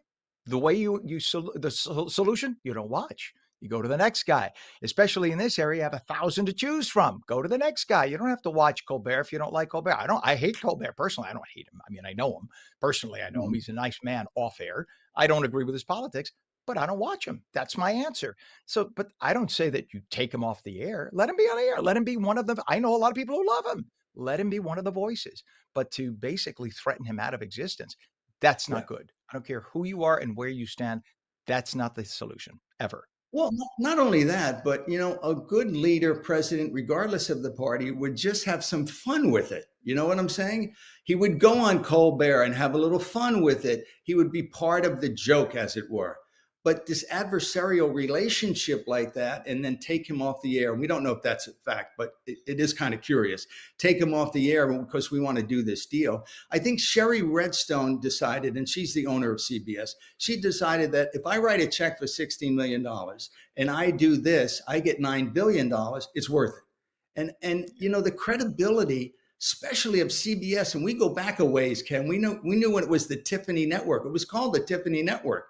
To do that is bending a knee they shouldn't, and it never ends when you begin that. You have to stand strong and say, "We don't do that. I'm sorry. We'll see you in court." Yeah, Period. absolutely. I mean, of course, Sumner Redstone was the owner of Yes, CBS for many many years, and Sherry took over when Sumner went bye bye. But he it's passed on, Ken. unnerving. Yeah, Yes, he I said passed went bye-bye. That's my way of saying went bye-bye. on. Adios to God. I actually knew I worked for him. I worked for Sumner when I was at CBS in Miami. It was in ONO, and so I got to Mhm. meet him when he was in a wheelchair, and he was kind of losing it at that point. But nice enough man. But and he gave me a salary, so I can't complain. But I do know that if you had Sherry Redstone calling you, you do whatever Sherry says. And there are executives who were there 6 months ago who are gone. And I'm sure that it's not just a coincidence that President Trump has been in office for 7 months, that there's a connection. That's not good. That's not Have good. you And as much as I like Trump for a lot of things, that's not good. Have you seen the South Park episode? It is absolutely brutal. And by the way, the reason, because I have a client, my company Context Media, I have a client who's an intellectual property attorney. And she said the reason they were able to get away with that, the creators of South Park, is because they don't lease the show or sell the show to CBS. They own it independently and they do whatever they want. The show, if you're a Trump fan, was absolutely brutal. Hilarious, but brutal. And that's the way it should be. A good president would have some fun with it. He wouldn't be so angry about it, which makes it worse and keeps it in the news. I agree with you. I agree. I think if you show that you have a sense of humor, if you really want to get back at the left, President Trump, you show them it's not personally impacting you, and you Yes. have more fun with it and throw it right back up their asses, excuse my slang, and that'll piss them off even more. That's the way you do it. I agree with you 100%. And by the way, I think South Park is here's brilliant, and they're up here. They're just like Yeah. another level of brilliant. It's just Yeah. the idea of a couple of guys who were friends in college making stick figures and stupid voices, and because it appeals to the lowest common denominator of humor in all of us, our Mhm. childhood giggle, and I just think Right. that's brilliant. I mean, look at the brutality that they did with Kim Jong Un, or no, it was his father, right? When what was the show that they did, the cartoon or the claymation that they did with Kim Jong Il, I guess. That Yes. was the South Park people. They did that. It was one of the most hilarious things ever. They're just brilliant. They are. So I want you to, we got a minute here left. Plug the book again, Frank. Okay, it's a great book. It's all the fun. Listen, if your viewers know News 12 New Jersey, I was the first co-anchor there with my colleague, Mizar Turdu. So much fun. We had some great times at News 12 New Jersey. There are a couple of chapters in there about what happened behind the scenes when we launched it. If you're a New Jersey news fan, you'd love to get the book. It's Shocked, as in shocking. It's shockedevenus.com. Order it from my website so I can inscribe it for you. I also, quite frankly, make a little more money if you buy it on Amazon. I don't. So order it from my website. I'll be more than happy to inscribe it for you. It's a funny, I think you're in it as well, Ken. The book is about a decade old, but it's all the funny stories from my 38 years in radio and television in and around New York City, including starting at a very small radio station in Warren County near the Pennsylvania border that had 3,000 people. That was the entire town, and probably about 10,000 cows. And you know what I'm talking about, because every radio guy starts, or every radio person starts at a station like that. I was at WVIP Mount Kisco, New York, 5,000 watt daytime directional. And they had like a cable channel that hit Mount Kisco. So it was like 1,100 people at the time. And the FM was a 1,600 watt, really bad placed FM antenna, FM station that you could get in about a third of the town of Mount Kisco. And we thought we were Don Imus. We were convinced. There were ones of people. In radio, radio back then, and some people watching may say, radio, what's radio? Radio back then was huge. It was king. Radio was king back then. Well, our ones of viewers appreciated us being on the air back then in those little stations, and it truly helped shape the insanity that we have today. A man who has stories that could go on forever and ever. I appreciate you. You are my friend for life. Publicist and marketing expert, longtime New York City news, TV, and radio news anchor and reporter, author, News 12 Mornings in New Jersey, first anchor, and dear friend, Frank Zapola. Thank you for joining us. Come back again, my friend. Thank you, Ken. My pleasure. You bet. Have a good one. It is 8:35 right now, 78 degrees. You could feel the heat. Meteorologist Mike Favetta comes back with a full Garden State forecast. Don't go away.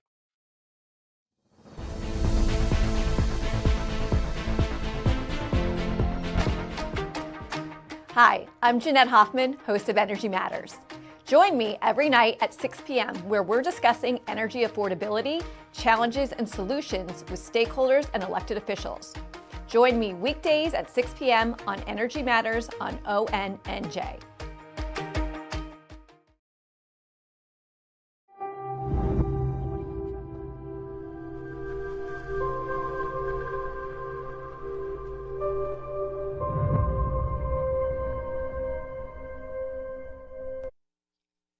.74 degrees now at 8:35. Another mostly sunny, hot, humid day. It is oppressively hot. In fact, with a heat advisory in effect, highs upper 90s. Here's meteorologist Mike Favetta with the full Garden State forecast. Good morning, Mike. Good morning to you, Ken. Yeah, another warm day ahead. Heat advisory for most of New Jersey. Extreme heat warning for the northeastern corner. So into this afternoon, yes, the heat continues to build. We are more humid than yesterday. The storms that come through tomorrow are really later on at night, but I think the storms on Thursday could promote some flash flooding. That's all before we cool off later on this week into Friday and bring back a nice dry weekend ahead. So very pleasant weather on the way.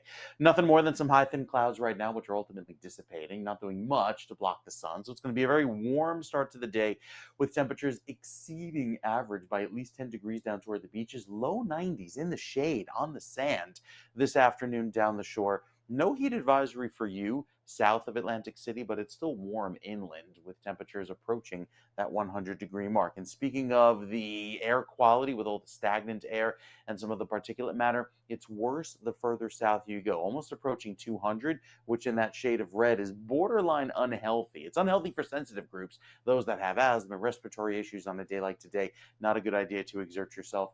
Some of that particulate matter coming from the wildfire smoke in Canada and the Rockies, all of this migrating eastward northward across New Jersey. And even zooming in closer to home, that shade of yellow shows that smoke closer to the ground by later on this evening. So, in addition to the poor air quality, the forecast heat index actually ticked higher in the last update. So the update comes in around 8 a.m.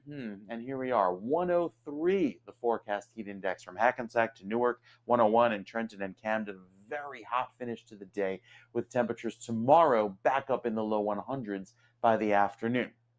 Even though there could be some scattered showers tomorrow later in the day, it's really all about the big time heat and humidity that starts to break on Thursday, potentially with some storms and showers that could make for some flash flooding issues, but at least it dries out for the weekend with lower temperatures by Saturday. So we see a quick end and a resolve to this heat.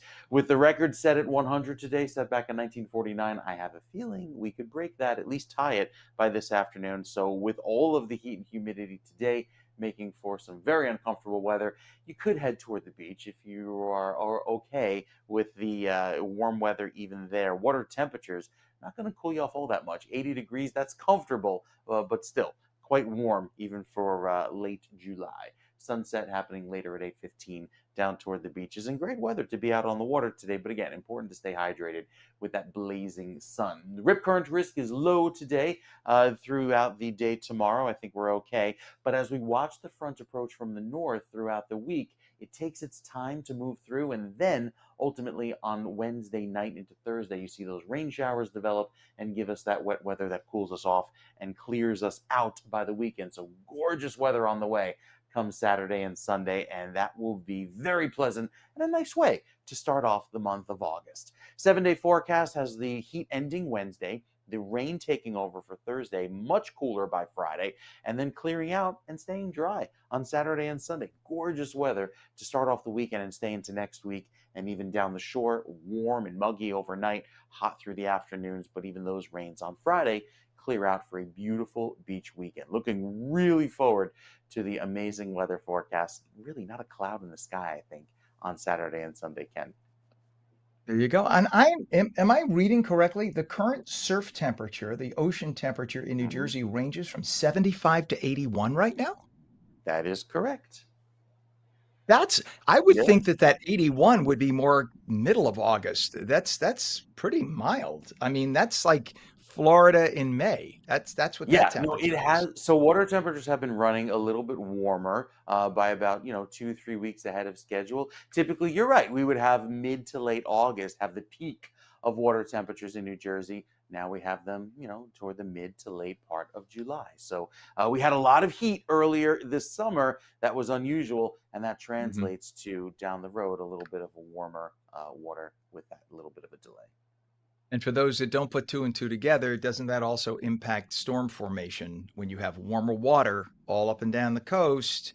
That's how you have the convection currents and you get the upper atmosphere going and you heat everything up a little bit. All it takes is a degree or two, right? And you're talking about It major is, yeah, storms and because stuff. it's right. It takes just a degree or two for that water temperature to warm more quickly and allow for more evaporation and more of the big time heat and humidity to make for some bigger storms. See, I pay attention. I pay attention. Thank you so much. All right, Thank Mike. you. We'll check back with you, my friend. Thank you.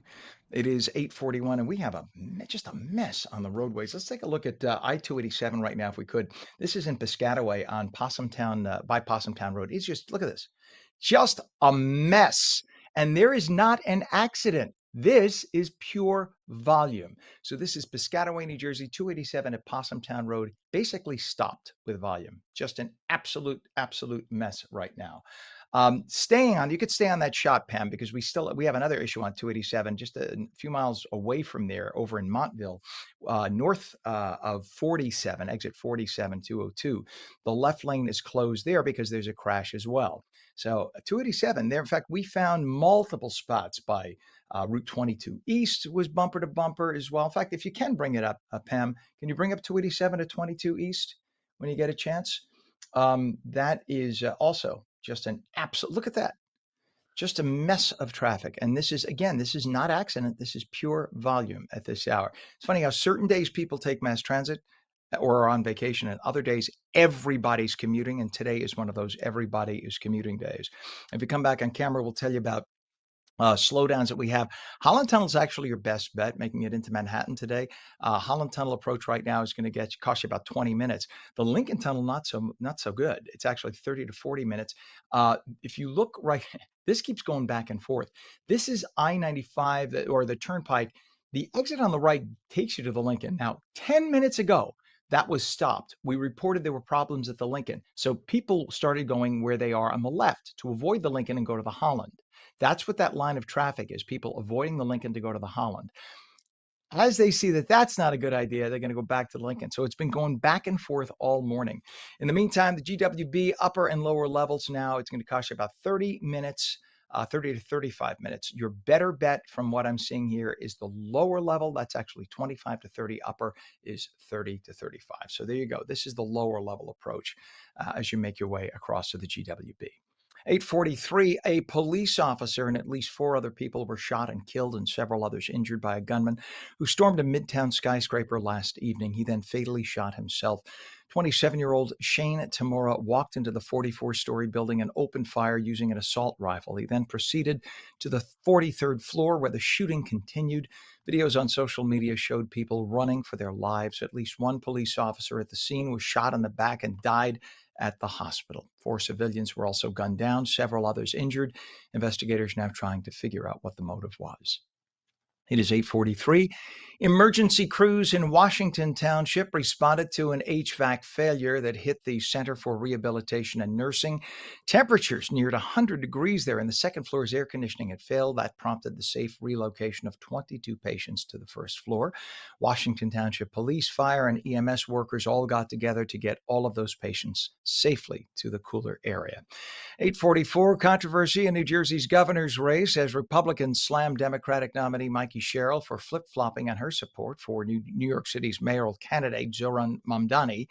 After suggesting that she would back Mamdani post-primary, Sherrill now kind of backs off, saying that she's neutral now that he's getting a little flack and some polls are showing he's come down. And now that he says he does not want to support funding police and that he says we should have social workers. How would social workers have worked last night, you communist bastard, huh? How does that work out? Social workers when you have a crazed gunman with an M4 rifle walking down the streets of Manhattan, Zohran, who lives with mommy's hundreds of millions of dollars very comfortably and loves to embrace socialism when he doesn't have to live it himself. How does that work out there, Zohran? Well, GOP nominee Jack Ciattarelli accuses her, Mikey Sherrill, of gaslighting voters, saying, quote, roll the tape, you said it, you own it. A digital ad from Ciattarelli's campaign highlights the issue. Jack, it would be nice if you'd come on this show sometime, too. Maybe you could talk about it here. Or are you afraid of coming on the show? We'd love to have both of you on, actually. 8:45, a New Jersey defendant, Julian Giroux Jr., indicted on drug and weapons charges, is challenging acting U.S. Attorney Alina Habba's authority, claiming her appointment by the Trump administration violates federal law. Giroux argues Habba's role undermines his due process rights, seeking to dismiss his case or block her prosecution. The case has been transferred to a Pennsylvania judge amid the dispute, and this could spark a broader legal fight over Habba's tenure. It is now 78 degrees, 8:45. When we come back, we will have more on the potential heat wave. It's only a heat wave if it's 3 days of 90 degrees or more, and we could have that as of tomorrow. Meteorologist Mike Favetta explains in just a moment. You're watching on ONNJ Mornings. We'll be right back.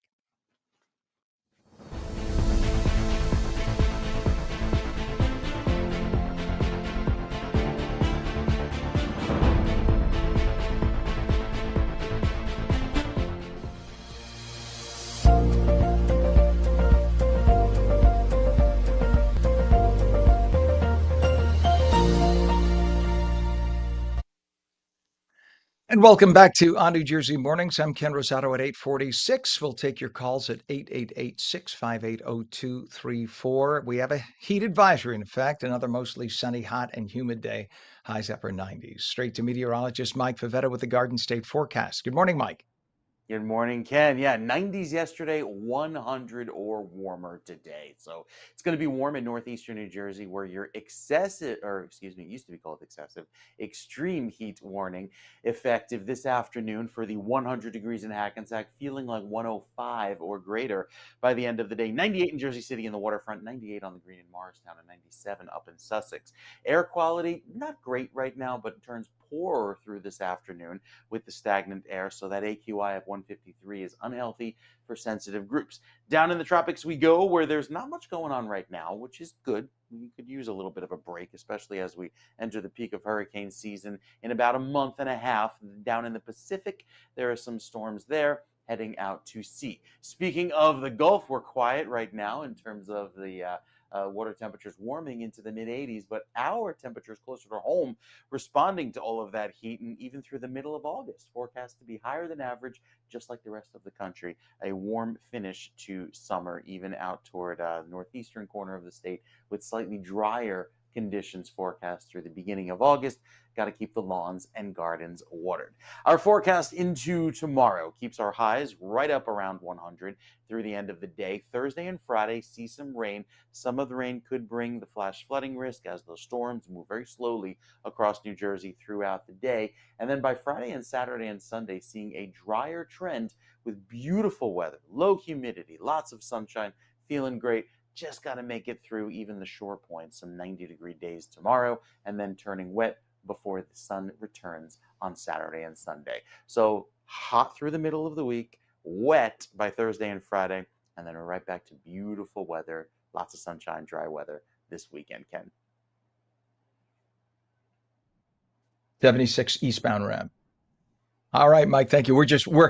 Pam and I are looking at traffic cams. You caught us finding traffic cams. Pam, thank you very much, Mike. Enjoy your day, sir. Try to stay cool, and definitely walk the dog now so his little paws are not burning on the sidewalk, right? Because it is hot. Walk them on grass if you can. Thank you very much, Mike. We'll see you in the morning. It is 78 degrees right now. Pam, I'll just say it on the air. Pam, if you could bring up, it's the I-295 tour camera by NJ42 northbound, I-76 eastbound ramps to 295 northbound. If you could bring that up, if you can. If you can't, it's okay, because I'm kind of mumbling that out at you. So it's 295 NJ42. Oh, look at that. She did. You're amazing. So there are delays, we are told here, southbound, south of exit 69, 206, exit 67. This is Lawrence Township, and this is volume delays. They're saying this was actually moving more slowly a few minutes ago, but this is volume for about 3 miles as you make your way through Lawrence. Just to give you a different, we do a lot of northern New Jersey traffic. This is more central. So just to give you an idea of that, central south.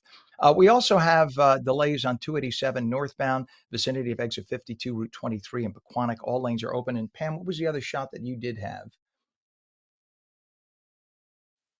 Oh, you lost it because I made you take that shot. Okay, no problem. We have a lot of traffic in the area is the point. All Hudson River crossings are very heavy right now. And sometimes when we get the camera shot, it suddenly lightens up. But overall, we're talking anywhere from 25 to 45 minutes, no matter which approach you take. So we might as well, you want to show that Lincoln Tunnel approach from the New Jersey Turnpike? There you go. So now you can see it's starting to build up again on the right. That is taking the exit from the Turnpike, making your way to Route 3 and 495. Now slowing down again because there was an earlier disabled vehicle in the south tube of the Lincoln Tunnel. And people were trying to avoid that. People on the left, they're going to the Holland Tunnel. So now the Holland's up to 25 minutes. Lincoln is 30 to 40, and the GWB approaches right now, all going to cost you about 30 to 40 as well. 8:51, we return to that story, the horrible story of the Manhattan shooting last night. A police officer and at least 4 other people shot and killed, several others injured by that crazed gunman who stormed a Midtown skyscraper 6:30 last evening before turning the gun on himself. 27-year-old Shane Tamura walked into the 44-story building, which houses, among other corporations, Blackstone and NFL headquarters. He was armed with a rifle and opened fire, proceeding then to the 43rd floor where the shooting continued. Videos on social media showed people running for their lives. Chilling images showed the gunman, who's from Las Vegas, calmly strolling across the Park Avenue building's entry plaza with an assault rifle at his side before carrying out the carnage. At least one police officer at the scene was shot in the back. He died at a hospital, leaves behind a wife and 2 kids, a wife who was pregnant with a third. 4 civilians were also gunned down, several others injured. After opening fire, Tamura barricaded himself inside the skyscraper. He was later discovered dead. He shot himself, the wussy that he is, after whatever crazed reason he had to kill these other people. He was on the 43rd floor. Other victims were found there as well. They don't know if there is a tie to people or the company on the 43rd floor. They will investigate. Investigators now trying to determine whatever motive the madman may have had. A tragic loss at Fort Knox, Kentucky, where 22-year-old Rutgers University ROTC cadet Neil Idara of Ridgewood died Thursday during land navigation training. Idara became unresponsive and was airlifted to the University of Louisville, where he was pronounced dead. The cause of death under investigation, with a heat advisory in effect amid high temperatures and humidity. Described as a dedicated leader, Idara's loss is deeply felt by the Rutgers ROTC community. A U.S. Customs and Border Protection agent from Newport, Michigan, faces serious charges in New Jersey and federal court. 51-year-old Harry Marvell Pelez III allegedly sent explicit material to an undercover agent posing as a 13-year-old girl in Morris County, even attempting to lure her to run away with him. The communications occurred while he was on duty. In New Jersey, he is charged with attempted sexual assault, child endangerment, and obscenity, among other charges. Federal charges include attempted transfer of obscene material to a minor. 8:53, police in Washington Township are investigating an armed robbery that occurred Sunday night in the Crofton Run neighborhood. 2 suspects ambushed a couple on Eaton Drive, striking the man with a handgun and stealing his Rolex wallet and cash while holding the woman at gunpoint. Surveillance video captured the suspects fleeing to a car near Fry's Mill Road. Police suspect the couple was followed from Philadelphia into New Jersey. Contact Washington Township Police if you have any information. It is 8:54. An Edgewater police officer's early morning patrol, July 18th, led to a major bust. Approaching a suspicious vehicle in an Advance Auto lot on River Road, he found 2 suspects. In the vehicle, they had a 9mm handgun, high-capacity magazine, hollow point ammo, nunchucks, crack cocaine, and other drug paraphernalia. 1 suspect was jailed. The other had an active warrant, so we'll see what happens there. The gun is being tested for links to other crimes. 8:54, 77 degrees. A Red Bank man is facing 2 counts of vehicular homicide and assault by auto after a deadly crash July 26th in Lakewood. 43-year-old Raul Luna Perez, we reported on this the other day, he allegedly crossed into oncoming traffic on Cross Street, colliding head-on with a Nissan Sentra, in the process killing the female driver of the Sentra and an 11-year-old passenger. Another 11-year-old is in serious condition. The people in Luna Perez's cars all suffered just some scrapes. They're otherwise okay, as is often the case when you have a DWI. The person driving, allegedly causing the problems, usually survives. Luna Perez is being detained pending a hearing. And employees at Nifty 50's staff in Washington Township called 911 after they say they spotted a man they thought to be intoxicated with his 6-year-old daughter. Police arrested the man whose blood alcohol level was nearly triple the legal limit. That would be 0.24. That's like having a bottle and a half of vodka. It was nearly triple the legal limit, charging him with DWI, reckless driving, and child endangerment. Officers ensured the child's safety until family could come get that child. 8:55 now, the Ocean County Prosecutor's Office teaming up with local police departments for what is being called Goal Zero, much like New York City had Vision Zero. It's a high visibility traffic safety initiative to combat New Jersey's rising traffic deaths. With 299 fatalities statewide in 2025, including 30 in Ocean County alone, the campaign aims to get 0 deaths and injuries. That's never going to happen, but it's a good goal, lofty goal. On July 31st, from 3 to 7 p.m., from that point on, enhanced patrols will target New Jersey's Jersey Shore roadways, continuing monthly through September. Bottom line, slow it down. I've seen people on the highway, I'm sure you have too, flying by at probably 90 to 100 miles an hour. If you're in the right lane, they tailgate you. It's like, it's the right lane, dude. Chill out. If you have to get somewhere, believe me, that 5 miles an hour extra that you're going to go is going to save you about 8 seconds. It's not worth it. 8:56, Jersey City's Mayor Stephen Fulop, awfully nice guy, visited the new ONNJ bike storage pod near the Grove Street Path Station. It is the nation's first free, secure bike parking structure developed by the Jersey City Department of Infrastructure. The video-monitored pod offers 24/7 access via keycard or app, and it showcases photography by a very cool local artist named Duquan Sweeney. It is 77 degrees right now in northern New Jersey, 77 in Trenton as well. 8:57 is our time. And I'd just like to hit on the issue that happened again yesterday in New York City. You will find legacy media, the left-wing media, right now rushing to give left-wing messages about gun control. In fact, Erin Burnett is being criticized. She's the anchor from CNN.